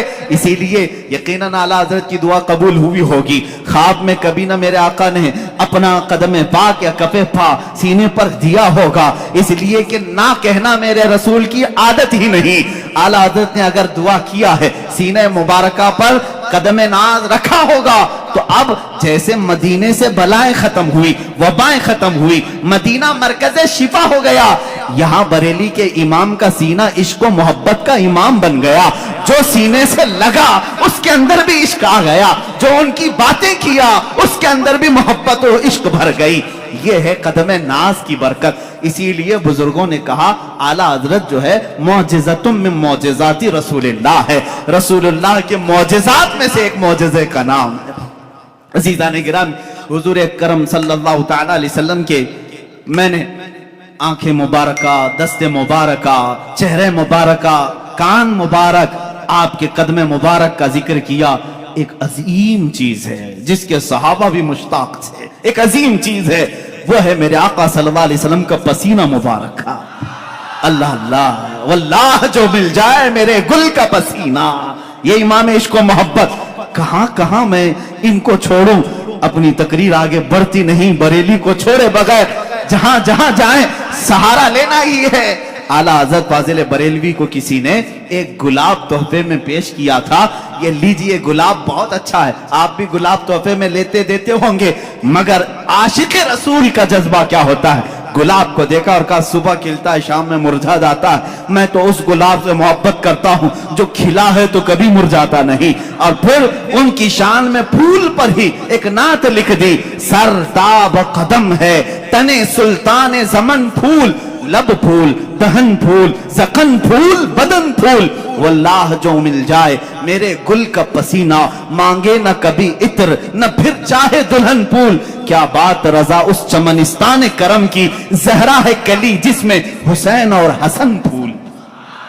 یہ رسول کریم صلی اللہ تعالی علیہ وسلم کی بارگاہ ناز میں ایک صحابی آئیں، ام سلیم رضی اللہ تعالیٰ عنہ، حضرت انس کی ماں، یہ کہتی ہیں حضور اکرم صلی اللہ تعالیٰ علیہ وسلم میرے گھر دوپہر کے وقت آرام کرنے کے لیے اکثر آیا کرتے تھے، گرمیوں کے دن ہوتے، چمڑے کا بستر ہوتا، میں بچھا کر دیتی۔ اللہ کے نبی صلی اللہ تعالیٰ علیہ وسلم کی ایک اور خوبصورتی یہ نہیں بتایا تھا میں، صحابہ کہتے حضور پر جب پسینہ آتا تو ایسا لگتا کہ چہرے پر تارے چمک رہے ہوں، سب میں روشنی ہوتی، چہرے ناز پر جب بھی پسینے کے قطرات ہوتے تاروں سے زیادہ اس میں چمک پھوٹتی تھی، اور صحابہ انتظار کرتے کہ یہ قطرہ اب گرے تب گرے، کس کے ہاتھ میں آئے کس کے دامن میں جائے، وہ انتظار کرتے۔ حضرت ام سلیم کہتی ہیں مجھے موقع مل جاتا دوپہر کے وقت جب حضور آرام کرتے، اگر گرمی کی وجہ سے پیشانی سے پسینے کے قطرات ٹپکتے، میں اس کو ایک شیشی میں جمع کر لیتی تھی، سب کو جمع کرتی، صحابہ جمع کرتے ہیں پسینے مبارکہ کو۔ حضور ایک دن بیدار ہو گئے، ام سلیم کو دیکھا، کہا یہ کیا کر رہی ہو، کیوں جمع کر رہی ہو؟ ام سلیم کہتی ہیں مدینے میں جب بھی کسی کی شادی ہو ہم دلہنوں کو یہ لگاتے ہیں، دلہنوں کو یہ لگاتے ہیں۔ اللہ اللہ، اب احادیث کی روشنی میں آپ کو بتاؤں، جن دلہنوں کو یہ خوشبو لگائی گئی تھی، اللہ اکبر، تاریخ بتاتی ہے ان کی 7 پشتوں تک اولاد میں خوشبو آتی تھی، ان کی اولاد میں خوشبو آتی تھی۔ جس نے پسینے مبارکہ کو اپنے جسم پر ملا، وہ جہاں کھڑا ہوتا تھا وہ خوشبو سب کو سنگائی، یعنی سمجھ میں بھی آتی تھی، احساس میں آتی تھی۔ عزیزان گرامی وقار، پسینے مبارکہ کا یہ حال ہے کہ صحابہ کہتے ہیں ہم ایک ایک قطرے کے لیے ترستے تھے۔ اور اتنا ہی نہیں، حضور اکرم صلی اللہ تعالی علیہ وسلم اگر وضو کر کے کلی فرماتے، صحابہ وہ کلی بھی نیچے گرنے نہیں دیتے، حالانکہ میں اور آپ وضو کریں ہمارے جسم سے نکلا ہوا پانی نجس ہو جائے گا، لیکن رسول پاک، یہ عروہ بن مسعود ثقفی ایک قاصد بن کر کے ایران کے بادشاہ کا یہ آیا، اور ایرانی بادشاہوں نے کہا تھا کہ جاؤ دیکھ کر کے آؤ محمد نے کیسی فوج جمع کی۔ وہ آ کر کے اس وقت دیکھ رہا تھا جب صحابہ اکرام مغرب کی نماز کے لیے دوڑے دوڑے جا رہے تھے، اذان ہو رہی تھی، حضور وضو کر رہے تھے، سب ارد گرد جمع ہیں۔ وہ بھیڑ کو ہٹاتے ہوئے قریب آیا، کون؟ قاصد، ایران کے بادشاہ کا قاصد، کہ ہو کیا رہا ہے میں دیکھوں۔ صحابہ کی بہت ساری طاقت، قوت، مال سب دیکھ لیا، یہاں بھیڑ کس بات کی ہے؟ دیکھا کہ حضور وضو کر رہے ہیں، وضو کر رہے ہیں، اور وہ اپنا پانی کلی کا منہ میں لیتے ہیں اور کلی کرتے ہیں۔ صحابہ اپنے دامن پھیلا لیتے ہیں، کوئی اپنا چلو پکڑ لیتے ہیں، اور جیسے ہی وہ پانی مل جائے فوراً اپنے چہرے پر لگا لیتے ہیں، کوئی اپنے پیٹ پر لگا لیتے ہیں۔ وہ عروہ بن مسعود ثقفی کہتا ہے کہ میں نے یہ بہت دیر تک منظر دیکھا، ایک قطرہ بھی وضو کا ان کے غسالے کا زمین پر گرنے نہیں دیا۔ صحابہ نے واپس پلٹ کر کے ایران کے بادشاہ سے کہا، عروہ بن مسعود ثقفی نے، اے بادشاہ اعظم، اس محمد سے اور اس کے دیوانوں سے لڑنے کا ارادہ چھوڑ دو۔ کہا بہت بڑی فوج ہے، بہت سامان جمع کیا۔ کہا نہیں، بہت بڑی فوج نہیں، بہت سامان نہیں، لیکن ایسے دیوانے جمع کیے ہیں کہ میں نے قیصر و کسریٰ کے یہاں بھی یہ ادب و احترام نہیں دیکھا۔ کہا کیا ہے؟ کہا ارے وہ دیوانے اس کے کلی کے ایک قطرے کو زمین پر گرنے نہیں دیتے، وہ کب ان کے خون کے قطرے کو زمین پر آنے دیں گے؟ وہ اپنا سب کچھ لٹا دیں گے لیکن ان کے خون کا ایک قطرہ بھی زمین پر گرنے نہیں دیں گے۔ طاقت و قوت کے بادشاہ بھی لرز جاتے تھے عشق صحابہ کو دیکھ کر کے۔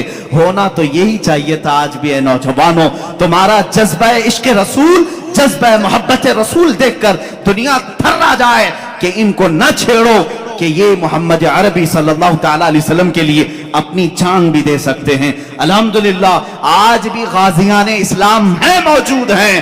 جس نے گستاخی کی انہوں نے دنیا نہیں دیکھا، اس کا سر تن سے جدا کر دیا اور اپنے آپ کو زندان کے حوالے کر دیا یا پھانسی کے حوالے کر دیا۔ لیکن جب بھی کسی عاشق رسول کو پھانسی ہوئی ہے وہ ڈرا سہما نہیں، پھندوں کو چومتے ہوئے جاتا ہے، اس لیے کہ ہمارا عقیدہ ہے کہ جو عشق مصطفیٰ میں پھانسی کی سزا پر بھی چڑھ جائے، عزیزان گرامی، اس کی سزا سخت نہیں ہوتی۔ ادھر پھانسی کا پھندا لگا ہوگا، سامنے جمال مصطفیٰ دیکھ رہا ہوگا۔ احمد بن حنبل اس کے سچے گواہ ہیں۔ امام احمد بن حنبل کوڑے مارے جا رہے تھے، تہبند کھلی جا رہی تھی، آپ کو رونا آ گیا، جلاد کوڑے مار رہا تھا، آپ کی لنگی کھل رہی تھی، اچانک دیکھا غیب سے دو ہاتھ آئے، لنگی کو تھام لیے اور ان کے تہبند کو باندھ دیا۔ جلاد کوڑے مارنے کا چھوڑ دیا، رک گیا۔ اس نے دیکھا کہ کچھ تو ہوا ہے۔ اب امام احمد بن حنبل کہتے ہیں جو تھوڑی دیر پہلے رو رہے تھے، کہا اب مارو اور کوڑے لگاؤ اور مزے سے۔ کہا تمہیں درد نہیں ہوتا؟ کہا اب درد کس بات کا؟ جس کے لیے کوڑے کھا رہا تھا اس کا جمال سامنے موجود ہے۔ اسی لیے بریلی کا امام پھر کہتا ہے یا رسول اللہ، پھر کے گلی گلی تباہ، ٹھوکریں سب کی کھائی کیوں؟ دل کو جو عقل دے خدا، تیری گلی سے جائے کیوں؟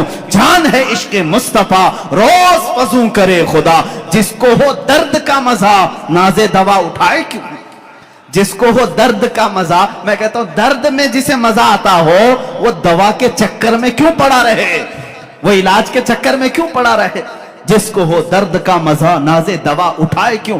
رسول کریم صلی اللہ تعالی علیہ وسلم کے جمال جہاں آرا کو صحابہ اس طرح سے کلی کا ایک قطرہ بھی زمین پر آنے نہیں دیتے، پسینے مبارکہ کے قطرے اپنے جسم پر مل لیتے، خوشبو کے طور پر لگا لیتے، اپنی اولاد کو، اپنی دلہنوں کو لگاتے۔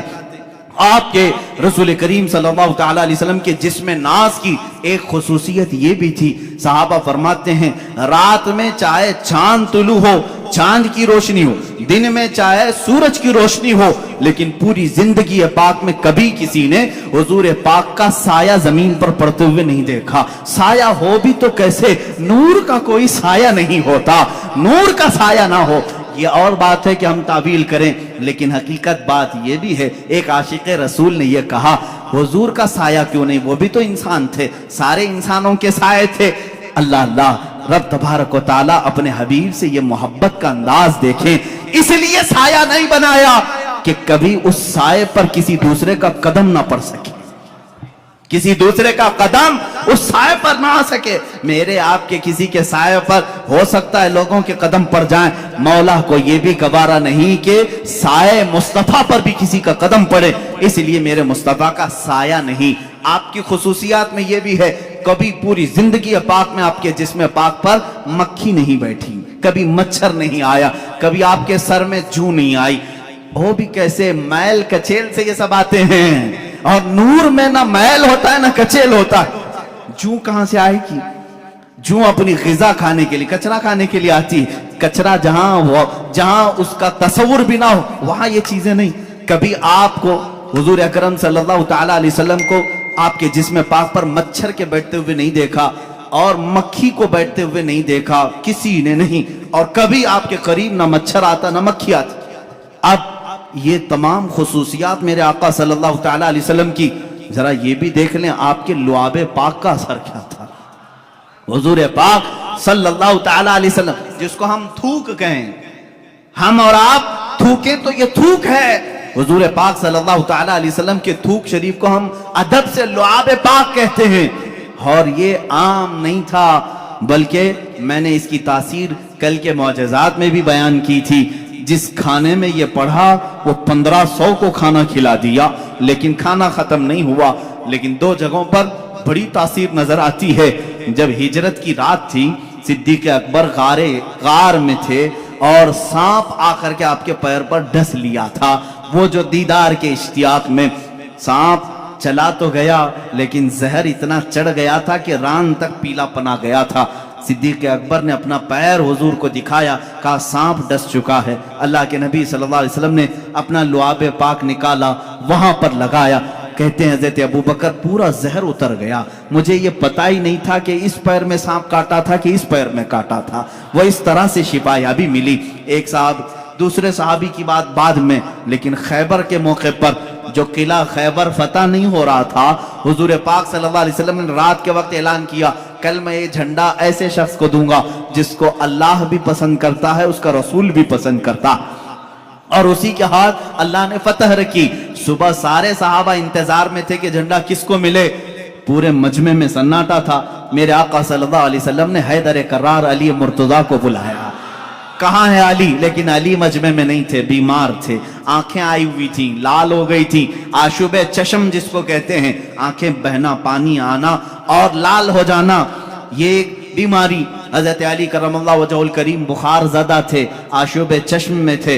हुजूर से कहा गया तो हुजूर ने फरमाया बुलाओ उनको। वो आए, बीमारी के हालत में ही अल्लाह के नबी सल्लल्लाहु ताला अलैहि वसल्लम ने अपना लुआब पाक उनकी आंखों में लगाया। और फिर हजरत अली फरमाते हैं, न मेरे जिस्म में बुखार था, न आंखों में सुर्खी थी। और उसी हालत में हजरत अली करमल्लाहु वजहुल करीम अलम अपने हाथ में लिए, और दुनिया ने फिर तारीख ने ये देखा है वो फातह खैबर शिकन जो हैदर कर्रार हैं, यहूदियों का किला उन्हीं के हाथों से टूटा और हमेशा के लिए तागूती कुव्वत को उन्होंने धूल चटा करके रखा। एक बीमार अली को लुआब मुस्तफा ताकत बख्श रहा है। सिद्दीक़ अकबर को सांप का जहर है, वहां लुआब पाक शिफा बख्श रहा है। एक साहबी हजरत अबू दुजाना अबू क़तादा रज़ियल्लाहु ताला, उनकी आंख की पुतली बाहर आ गई थी, तीर अंदर चला गया था।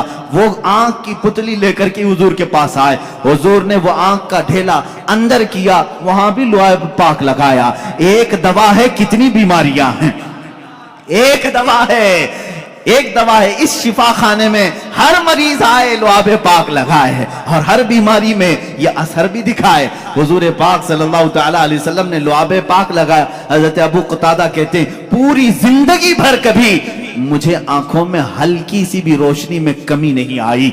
मैं बुढ़ापे में भी वैसे ही देखता था जैसे जवानी में देखता था। लुआब पाक की ये तासीर है। ए अजीजों, क्या क्या बयान करूं, हैरान हूं मेरे शाह, मैं क्या क्या कहूं तुझे। लेकिन रज़ा ने खत्म सुखन इस पे कर दिया, खालिक का बंदा खल्क का आका कहूं तुझे। अब यहाँ मुझे उन लोगों की खबर लेनी चाहिए जो अपने आप को रसूल के बराबर समझते हैं। अरे तुम पैदा कब हुए, आज बड़े कैसे हुए, तुम्हारी जिंदगी की सीरत, तुम्हारा हुलिया सबको बताओ, लोग कराहत से भाग जाएंगे। तुम अगर किसी को पसीना सुंघाओ, बीवी छोड़कर भाग जाए, और तुम अपना लुआब थूक कहीं डालो तो खाना बेबरकत हो जाए, बल्कि मैं कहूं जो खा ले उसको जहर चढ़ जाए। और तुम कहते हो रसूल पाक उम्मती के बराबर हो सकते हैं। नादानो, हुजूर से बराबरी करने की बात करते हो तो जरा अपने जिस्म को दिखाओ। क्या तुम्हारे जिस्मों पर मक्खी और मच्छर नहीं बैठते? मच्छरदानी लगाते हो फिर भी घुसकर आते हैं और काटते भी हैं। और तुम जिसमें नाज़े रसूल की बराबरी की बात करते हो, रसूल करीम सल्लल्लाहु ताला अलैहि वसल्लम के हर अज़ू को कमाल तक अल्लाह ने पहुंचाया है। तुम तो पूरे जिस्म नास की बात तो छोड़ो, मेरे आका के नाखून पाक के कटे हुए एक टुकड़े की बराबरी पूरी उम्मत नहीं कर सकती। ये तो हुजूर पाक की बात है। आओ सहाबा की बात। मेरे आका सल्लल्लाहु अलैहि वसल्लम फरमाते हैं, मेरा सहाबी अगर जौ के दाने के बराबर खैरात कर दे, जौ के दाने के बराबर खैरात कर दे, और पूरी उम्मत उहद पहाड़ के बराबर सोना खैरात करे, मेरे आका फरमाते मेरे साहबी की खैरात के बराबर उम्मत की खैरात नहीं हो सकती। جب تم صحابی تک نہیں پہنچ سکتے رسول پاک کی بات کیسے سوچ لیا؟ میرے آقا صلی اللہ تعالی، یہ باتیں ہیں اس لیے مجھے آج کہنی پڑ رہی، اور کہی ہوئی نہیں، کتابوں میں لکھی ہوئی بھی۔ ذرا دل پر ہاتھ رکھ کر کے سوچو، کیا کبھی امتی عمل کرتے کرتے نبی تک پہنچ سکتا ہے؟ لوگوں نے لکھا ہے، کتابوں میں موجود ہے، امتی عمل کرتے کرتے نبی کے برابر ہو سکتا ہے۔ کیسے ہو سکتا ہے؟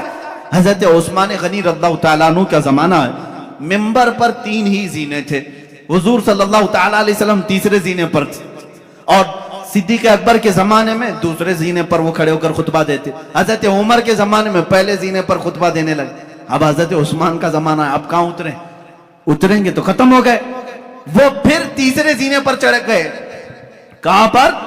تیسرے پر۔ لوگوں نے بعد میں خطبہ دینے کے بعد حضرت عثمان سے پوچھا، صحابی رسول کا عقیدہ کیا ہے؟ صحابہ میں بھی عقیدہ کیا چلتا تھا اس زمانے میں؟ سنو، صحابہ نے پوچھا، حضور صلی اللہ تعالیٰ علیہ وسلم کے بعد حضرت ابو بکر دوسرے پر کھڑے ہو کر خطبہ دیتے تھے، حضرت عمر نیچے پہلے والے زینے پر کھڑے ہو کر خطبہ دیتے تھے، اب آپ کے زمانے میں آپ پھر تیسرے پر کھڑے ہو گئے۔ حضرت عثمان نے کیا پیارا جواب دیا، کہتے ہیں اگر دوسرے پر کھڑا ہوتا تو لوگ یہ سوچ سکتے ابو بکر کی برابری کر رہا ہے، پہلے پر کھڑا ہوتا تو لوگ یہ کہتے کہ عمر کی برابری کر رہا ہے۔ میں وہاں کھڑا ہو گیا جہاں صحابہ کا تصور ہی نہیں آتا، صحابہ کا تصور ہی نہیں ہوتا کہ کوئی نبی کی برابری کر سکتا ہے، صدیق کی برابری کا کوئی دعویٰ کر سکتا ہے، عمر کی برابری کا دعویٰ کر سکتا ہے، لیکن عثمان ابن عفان کہتے ہیں ان کے زمانے میں رسول کی برابری کا کوئی تصور بھی نہیں کر سکتا۔ 1400 سال کے بعد تم برابری کا دعویٰ کیسے کرنے لگ گئے؟ حضور پاک صلی اللہ تعالیٰ علیہ وسلم کے ایک عضو پاک بلکہ ان سے ریلیٹڈ جو چیزیں ہیں ان کی بھی برابری نہیں ہو سکتی۔ لاؤ تمہارے دسترخوانوں کو بھی آگ میں ڈال کر کے دیکھتے ہیں جلتے ہیں کہ نہیں جلتے ہیں، بلکہ منہ مبارکہ جو ہمارے پاس ہے اس کے متعلق بھی صحیح اسناد یہ ملتی ہیں، اگر آگ میں رکھا گیا، کئی مرتبہ ایسے حالات پیش آئے آگ نے منہ مبارک کو بھی نہیں جلایا ہے، آج بھی منہ مبارکہ کو آگ نہیں جلاتی۔ یہ رسول کریم صلی اللہ تعالیٰ علیہ وسلم کے جسم پاک سے لگی ہوئی چیز کی تاثیر ہے۔ ارے میرے عزیزو، حضور پاک صلی اللہ تعالیٰ علیہ وسلم کے قریب جو جانور تھے ان کی عظمت بڑھ گئی، ہم حضور کی سواری ایک یافور ہے، خچر، جو محبت رسول کے قائل ہیں وہ یافور نہیں کہتے، حضرت یافور کہتے ہیں، حضرت یافور کہتے ہیں۔ حضور کی اونٹنی تھی، ایک کا نام عزبہ ہے، ایک کا نام قصوہ ہے، اور محبان رسول حضرت قصوہ حضرت عزبہ کہتے ہیں۔ عام جانور ہی تو ہے لیکن سواری رسول اللہ نے کی ہے، اس لیے ان جانوروں کا بھی ادب کرتے ہیں۔ حضرت ابو بکر صدیق رضی اللہ تعالیٰ امت میں جو کام کریں وہ سب کے لیے دلیل ہے۔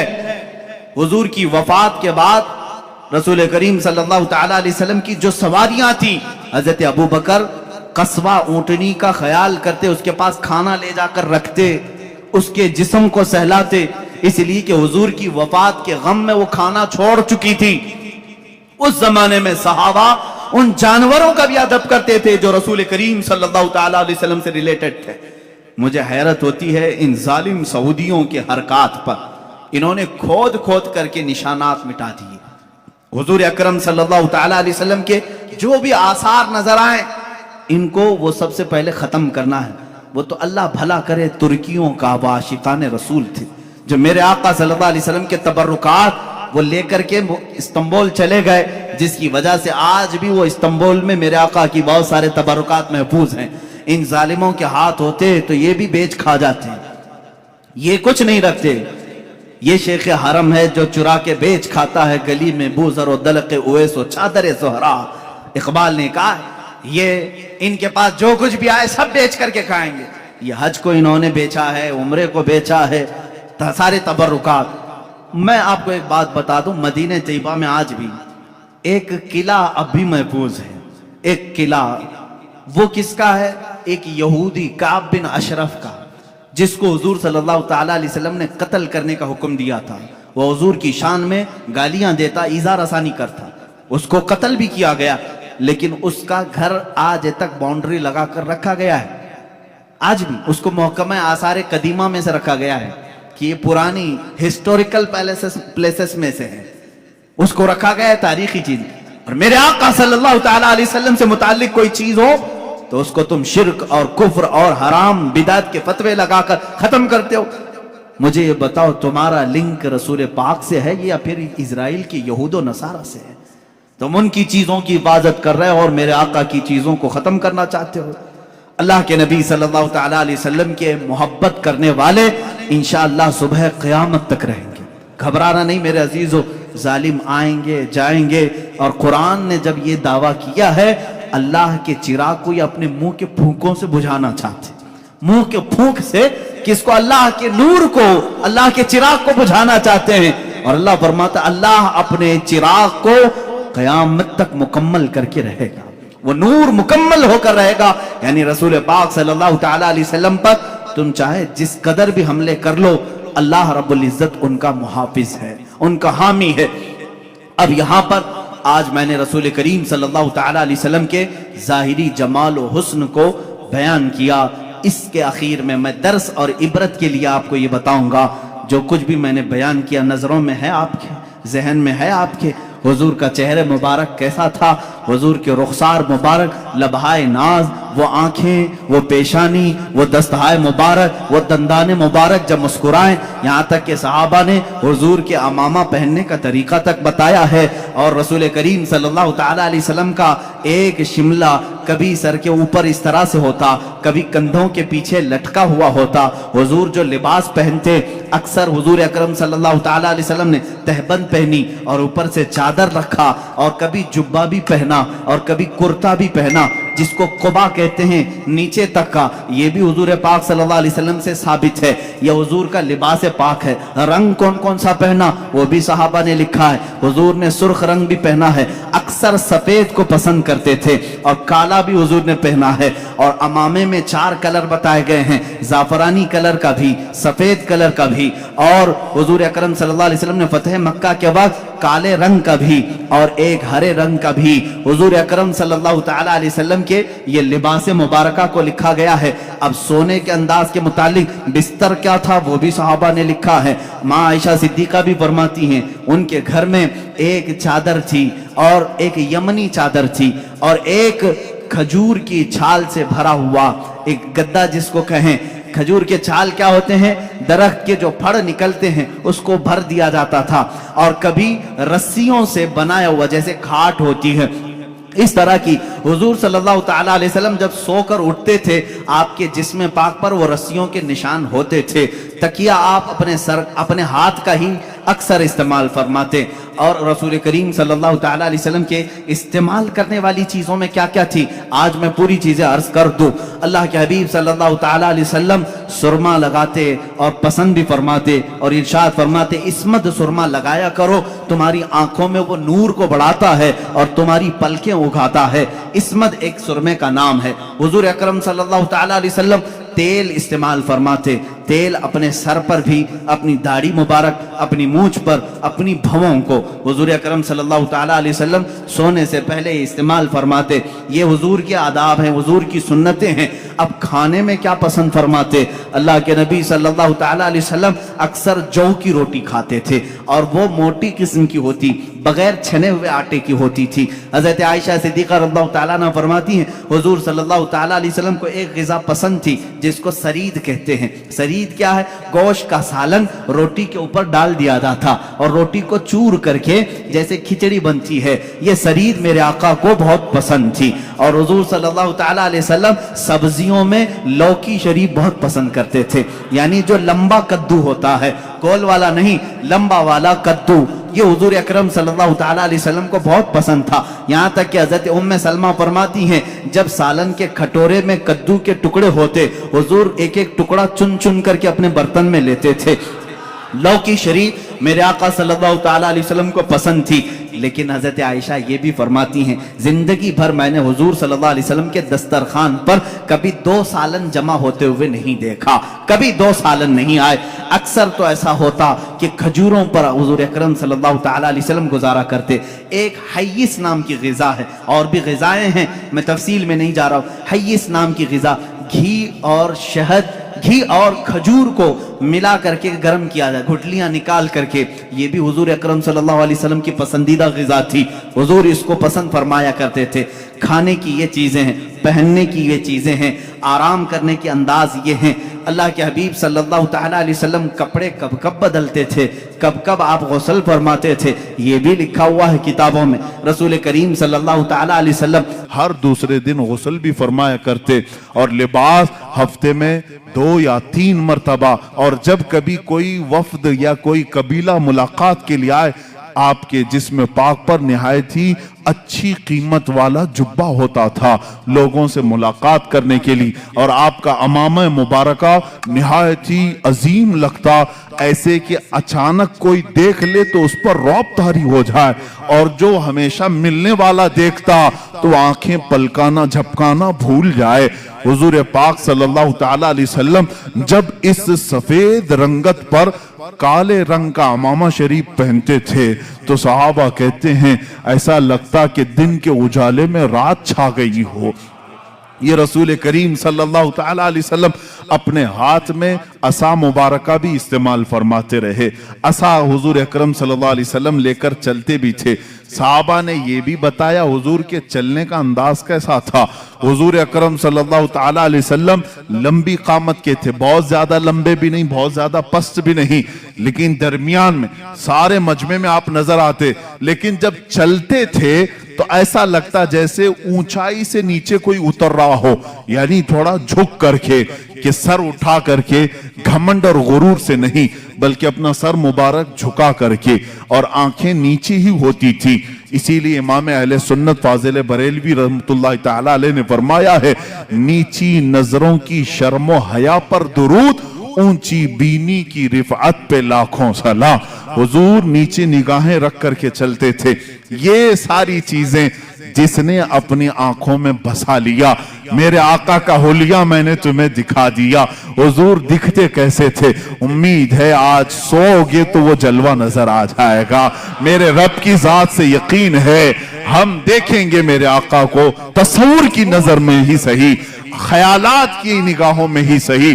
اس لیے کہ خالد بن ولید رضی اللہ تعالیٰ عنہ کے زمانے میں ایک واقعہ ایسا پیش آیا تھا، ایک قلعے کا انہوں نے محاصرہ کیا تھا، عیسائیوں کا قلعہ تھا، فتح نہیں ہو رہا تھا، عیسائی بھی لڑنے میں ماہر تھے، جوان صحابہ تھے۔ عیسائیوں نے اندر بیٹھ کر کے ایک مشورہ کیا، ان سے لڑتے نہیں، ان کو ایک کام کریں، دھوکہ دیتے ہیں۔ عیسائیوں نے کیا مشورہ کیا؟ 3 دن کا ٹائم لے لو اور ان سے کہو بازار سے گزرتے ہوئے آؤ۔ عیسائیوں نے اپنے پادری سے پوچھا کیا کریں گے؟ پادری نے کہا شہر کی جتنی خوبصورت لڑکیاں اور مال و دولت سب لے آؤ، راستے میں بچھا دو، ننگی لڑکیوں کو کھڑا کرو، اس لیے کہ خالد بن ولید کے ساتھ جتنے آئے سب جوان ہیں، سب نوجوان ہیں۔ توجہ چاہتا ہوں جوانوں، جن کی نظریں اتنی ہلکی ہیں کہ ہر حسینہ کی طرف نکل جائیں، اٹھ جائیں، یہ مومن کی شان نہیں۔ ہر چمکتی ہوئی چیز کو دیکھ لے، ہر رنگت والی کو دیکھ لے، یہ مومن کی شان نہیں۔ اب خالد بن ولید کی جو فوج تھی، ان کا جو لشکر تھا وہ جوانوں سے بھرا تھا۔ عیسائیوں نے غلیظ منصوبہ بنایا، ناپاک منصوبہ، آج بھی یہی بنا رہے ہیں ہمارے ساتھ، آج بھی بنا رہے ہیں ہمارے جوانوں کو اپنے دام فریب میں کھینچنے کے لیے۔ خالد بن ولید کو عیسائی نے بلایا، کہا ہم تم سے لڑنا نہیں چاہتے، ہماری ایک شرط ہے، 3 دن کے بعد اپنے ساتھیوں کو لے کر کے فلاں بازار سے تم اس قلعے تک آ جاؤ، صحیح سلامت پہنچ گئے تو ہم قلعے کی چابیاں یوں ہی تمہیں دے دیں گے، لڑیں گے نہیں۔ خالد بن ولید منظور کر لیتے، گئے۔ 3 دن تک آپ سوچتے رہے اتنی جلدی ہار کیوں مان لی ہے؟ ہار کیسے مان گئے؟ کچھ تو دال میں کھالا ہے۔ اس کے بعد 3 دن گزر گئے، اپنی فوج کو لے کر وہ جیسی بازار میں آئے، حسیناؤں پر نظر پڑ گئی، آدھے لباس میں، کچھ ننگے لباس، نیچے مال و دولت بچھایا ہوا ہے۔ یہی 2 چیزیں تو جوان کو خریدتی ہیں، ایک شباب ہے، ایک دولت ہے، حسن و شباب، اس کا دل دادا ہے یا دولت کا دل دادا ہے؟ جوان انہی 2 چیزوں کے پیچھے اپنا سارا تقوی ختم کرتا ہے، ایمان بیچ ڈالتا ہے۔ لیکن وہ خالد بن ولید کے جو جوان تھے رک گئے، جہاں تھے وہیں قدم رک گئے۔ حضرت خالد بن ولید نے پلٹ کر کے کہا، اے جوانوں آج تمہارے امتحان کا دن ہے۔ جہاد کے میدان میں نہیں کہا امتحان کا دن، کہا یہاں امتحان کا دن ہے۔ لڑائیوں میں تو وہ ماہر تھے، کسی تلوار سے خوف کھانے والے نہیں، لیکن یہ حسن و جمال کی تلواریں اگر کہیں کاٹ ڈالیں تو بھیانک نتیجہ آ سکتا ہے. خالد بن ولید نے کہا اگر آج تمہارا کسی کا بھی قدم ڈگمگایا قیامت تک آنے والی امت تم پر لعنت بھیجے گی, اور اگر سنبھل کر چلے آنے والی نسلیں تم پر رحمتوں کے پھول برسائے گی. پوچھا ان جوانوں نے ہمیں کیا کرنا چاہیے؟ خالد بن ولید نے کہا کچھ بھی مت کرو, اپنے نبی کی سنت پر عمل کرو. کہا کون سی سنت پر؟ کہا کیا تم نہیں جانتے میرے مصطفیٰ صلی اللہ علیہ وسلم جب بازار میں چلتے تھے تو اپنی نظریں نیچی کر کے چلتے تھے. بس اس سنت پر عمل کر کے چلو, ادھر ادھر نظر نہیں کرنا. بازار میں گزرنے کی یہ سنت ہے جوانوں. ہر ایک کو تاکنا تاڑنا یہ مومن کی شان نہیں. اسی لیے میرے آقا نے فرمایا بازار میں سب سے پہلے منافق داخل ہوتا ہے اور سب سے آخر میں منافق آتا ہے. پورا وقت وہ بازار میں دیتا ہے. مومن تھوڑی دیر کے لیے جاتا ہے, اپنا کام کر کے واپس آ جاتا ہے. اور حضور نے منافق اور مومن کی دونوں شان بیان کی. منافق بازار میں سب سے پہلے جاتا ہے اور سب سے لاسٹ میں نکلتا ہے. اور اس کے اپوزٹ میں فرمایا مومن کہاں جاتا ہے؟ کہا مسجد میں مومن سب سے پہلے جاتا ہے اور سب سے لاسٹ میں نکلتا ہے. منافق یہاں لیٹ سے آتا ہے, جلدی بھاگتا ہے. بہرحال صحابہ کو حضرت خالد بن ولید نے کہا اب صحابہ کے گزرنے کا انداز جو لکھا ہے تاریخ میں, اللہ اکبر, ایسا گزر رہے تھے کہ اگر ان کے سروں پر اگر انڈا بھی رکھ دیا جاتا تو نہیں گرتا. ایسے بالکل فوجیانہ چال. وہ چلتے ہوئے ادھر آئے. وہ تو عیسائی فاتحانہ شان اور جشن منانے کی تیاریاں کر رہے تھے کہ سارے بہک گئے ہوں گے, سب غرق ہو چکے ہوں گے, ابھی ہم ان پر حملہ آور ہوں گے. لیکن تھوڑی دیر میں یہ پوری فوج کو صحیح سلامت دیکھا. وعدے کے مطابق اس عیسائی پادری نے چابیاں تو دے دی. خالد بن ولید سے پوچھا اے خالد یہ کون سی فوج جمع کیا تم نے؟ یہ کون سے جوان ہیں؟ ان کے اندر نفس ہے یا نہیں, خواہش ہے یا نہیں؟ حضرت خالد بن ولید نے مسکرا کر ایک تاریخی جواب دیا تھا. کہا اے نادان, تو نے ان آنکھوں کو خریدنے کی کوشش کی جن آنکھوں میں جمال مصطفیٰ بسا ہوا ہے. پہلے سے حسن مصطفیٰ جن کی آنکھوں میں ہو, دنیا کا حسن انہیں دھوکہ نہیں دیتا. اے جوانوں, آج میں نے میرے آقا کا حسن اسی لیے بیان کیا. آنکھ بند ہو تو میرے نبی کی صورت تصور میں لے آؤ, صبح ہو تو میرے آقا کا تصور لے آؤ, بلکہ اپنی نمازوں میں بھی رسول پاک کا تصور لے آؤ, اور پھر سلام بھیجو میرے آقا کو. جب سلام کے لیے کھڑے رہو ایسے نہیں کہ بدن کھجلاتے ہوئے, بلکہ ایسے کہ اسی حسین چہرے کے سامنے میں کھڑا ہوں, وہ امامہ مبارکہ میں میرے سامنے ہیں, وہ اپنا عصا لے کر میرے سامنے کھڑے ہیں, ان کا سفید جبہ ان کے جسم ناز پر ہے, ان کے رخساروں سے چھنتی ہوئی روشنی آ رہی ہے, ان کے دندان مبارکہ سے تاروں کی جھرمٹ کی روشنی آ رہی ہے. اس تصور کے ساتھ جب سلام پڑھو گے کبھی سلام بھاری بھی نہیں لگے گا, بلکہ ڈوبتے چلے جاؤ گے, ڈوبتے چلے جاؤ گے. اب آخری میرے جملے ہیں, اگر حسن مصطفیٰ کو کسی نے بیان کیا ہے حقیقت میں تو کون ہے؟ جنید بغدادی رضی اللہ تعالیٰ عنہ, سید الطائفہ. ان کے زمانے میں ایک آرٹسٹ آیا تھا, ایک مصور, وہ تصویریں نکالتا تھا. اس کا کمال یہ تھا کہ تم جا کر کے اس کو اپنی محبوبہ کی صورت بتاتے, سیم ٹو سیم ویسا ہی نقشہ نکال کر دے دیتا. یعنی جو سکیچ نکالنے کے ماہر ہوتے ہیں ایسا مصور تھا.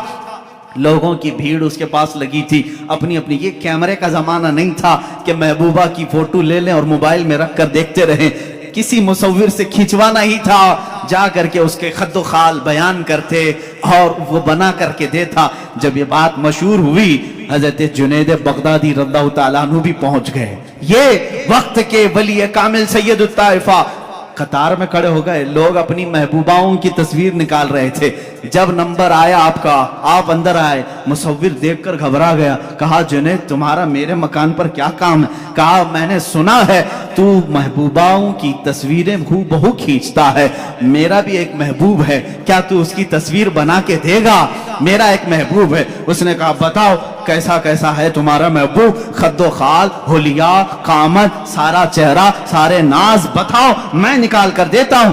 اب جب جنید بغدادی بیان کرنے لگے, اب اللہ کے نبی کا ماتھا ایسا تھا کہ چوڑی پیشانی, بھویں گھنی, ابرویں ایسی تھی, لبھائے ناز گلاب کی پنکھڑیوں کی طرح, رخسار ناز انار کی سرخی لیے ہوئے, کان مبارک زلفوں سے چمکتے ہوئے تاروں کی طرح, گردن مبارک سراہی کی طرح, دست مبارک ریشم سے زیادہ نرم, اور آپ کا شبکہ میں ناز سینے ناز کے برابر.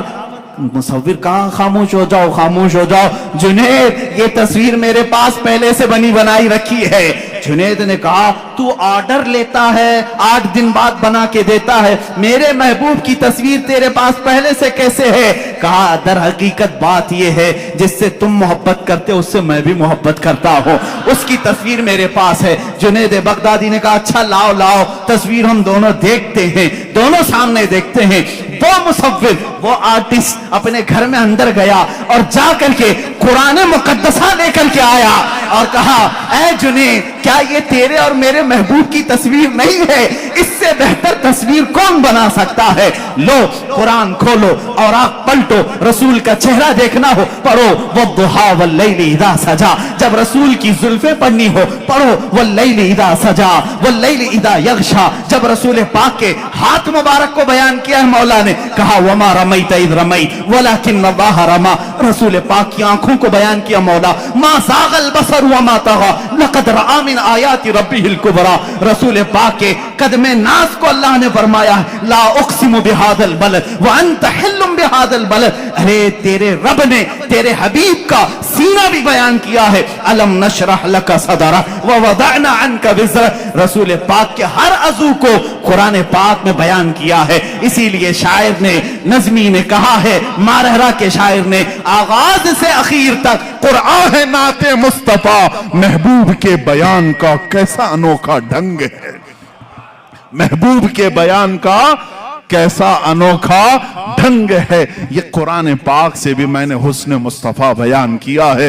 میرے عزیزو آج کیا یہ موضوع سخن تھا، جمال مصطفیٰ، حسن مصطفیٰ، آقا کونین صلی اللہ تعالیٰ علیہ وسلم کا حلیہ مبارکہ۔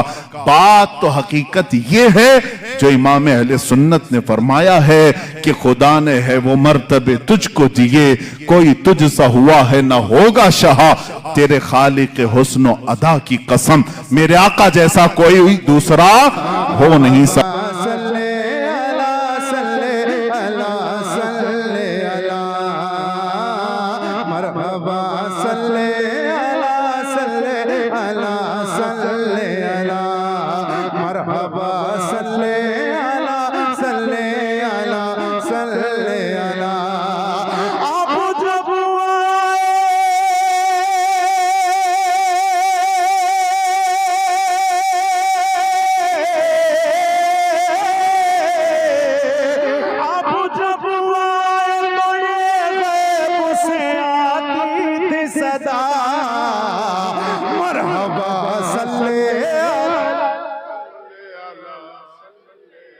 مرحبا صلی علی صلی علی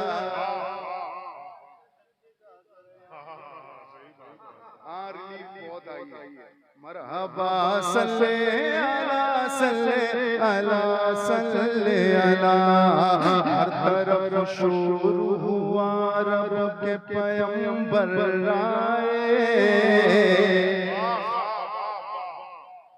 ہر طرف شور ہوا رب کے پیغمبر آئے، کو دیکھ کے چاند ستاروں نے کہا مرحبا صلی علی صلی علی صلی علی، مرحبا صلی۔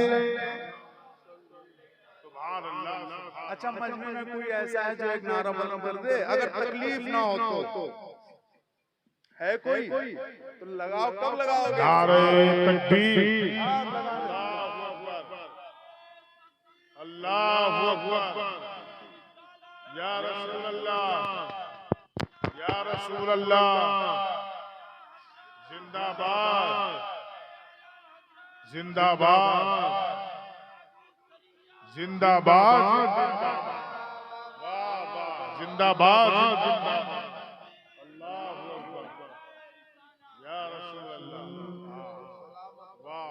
مرحبا صلی علی صلی علی صلی علی، مرحبا صلی علی صلی علی صلی علی، قتل کا کر کے ارادہ وہ چلے تھے گھر سے، دیکھو پہلے تینوں مصروں پہ آپ کو بالکل خاموش رہنا ہے، چوتھا مصرع میں پڑھوں گا، ہاتھ کا اشارہ کروں گا تو آپ کو انشاءاللہ بولنا ہے، سنیے گا۔ قتل کا سے جسم کر دیں گے جدا آج نبی کا سر سے، جسم کر دیں گے جدا آج نبی کا سر سے، جب لڑی ان کی نظر چہرہ پیغمبر سے، گر کے سردار کے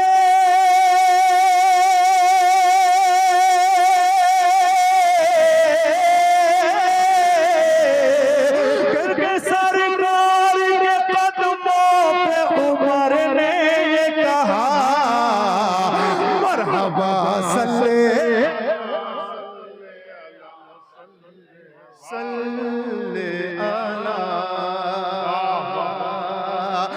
رہ کے فاقوں پہ غریبوں کو کھلایا کس نے، رہ کے فاقوں پہ غریبوں کو کھلایا کس نے، رہ کے فاقوں پہ غریبوں کو کھلایا کس نے، اور یتیموں کو گلے اپنے لگایا کس نے، رہ کے فاقوں پہ غریبوں کو کھلایا کس نے، اور یتیموں کو گلے اپنے لگایا کس نے، اپنی امت کے لیے اشک بہایا کس نے، اپنی امت کے لیے اشک بہایا کس نے، رکھ سر سجدے میں اسلام بچایا کس نے، تو کوئی اور نہیں ہے وہی محبوب خدا، مرحبا صلی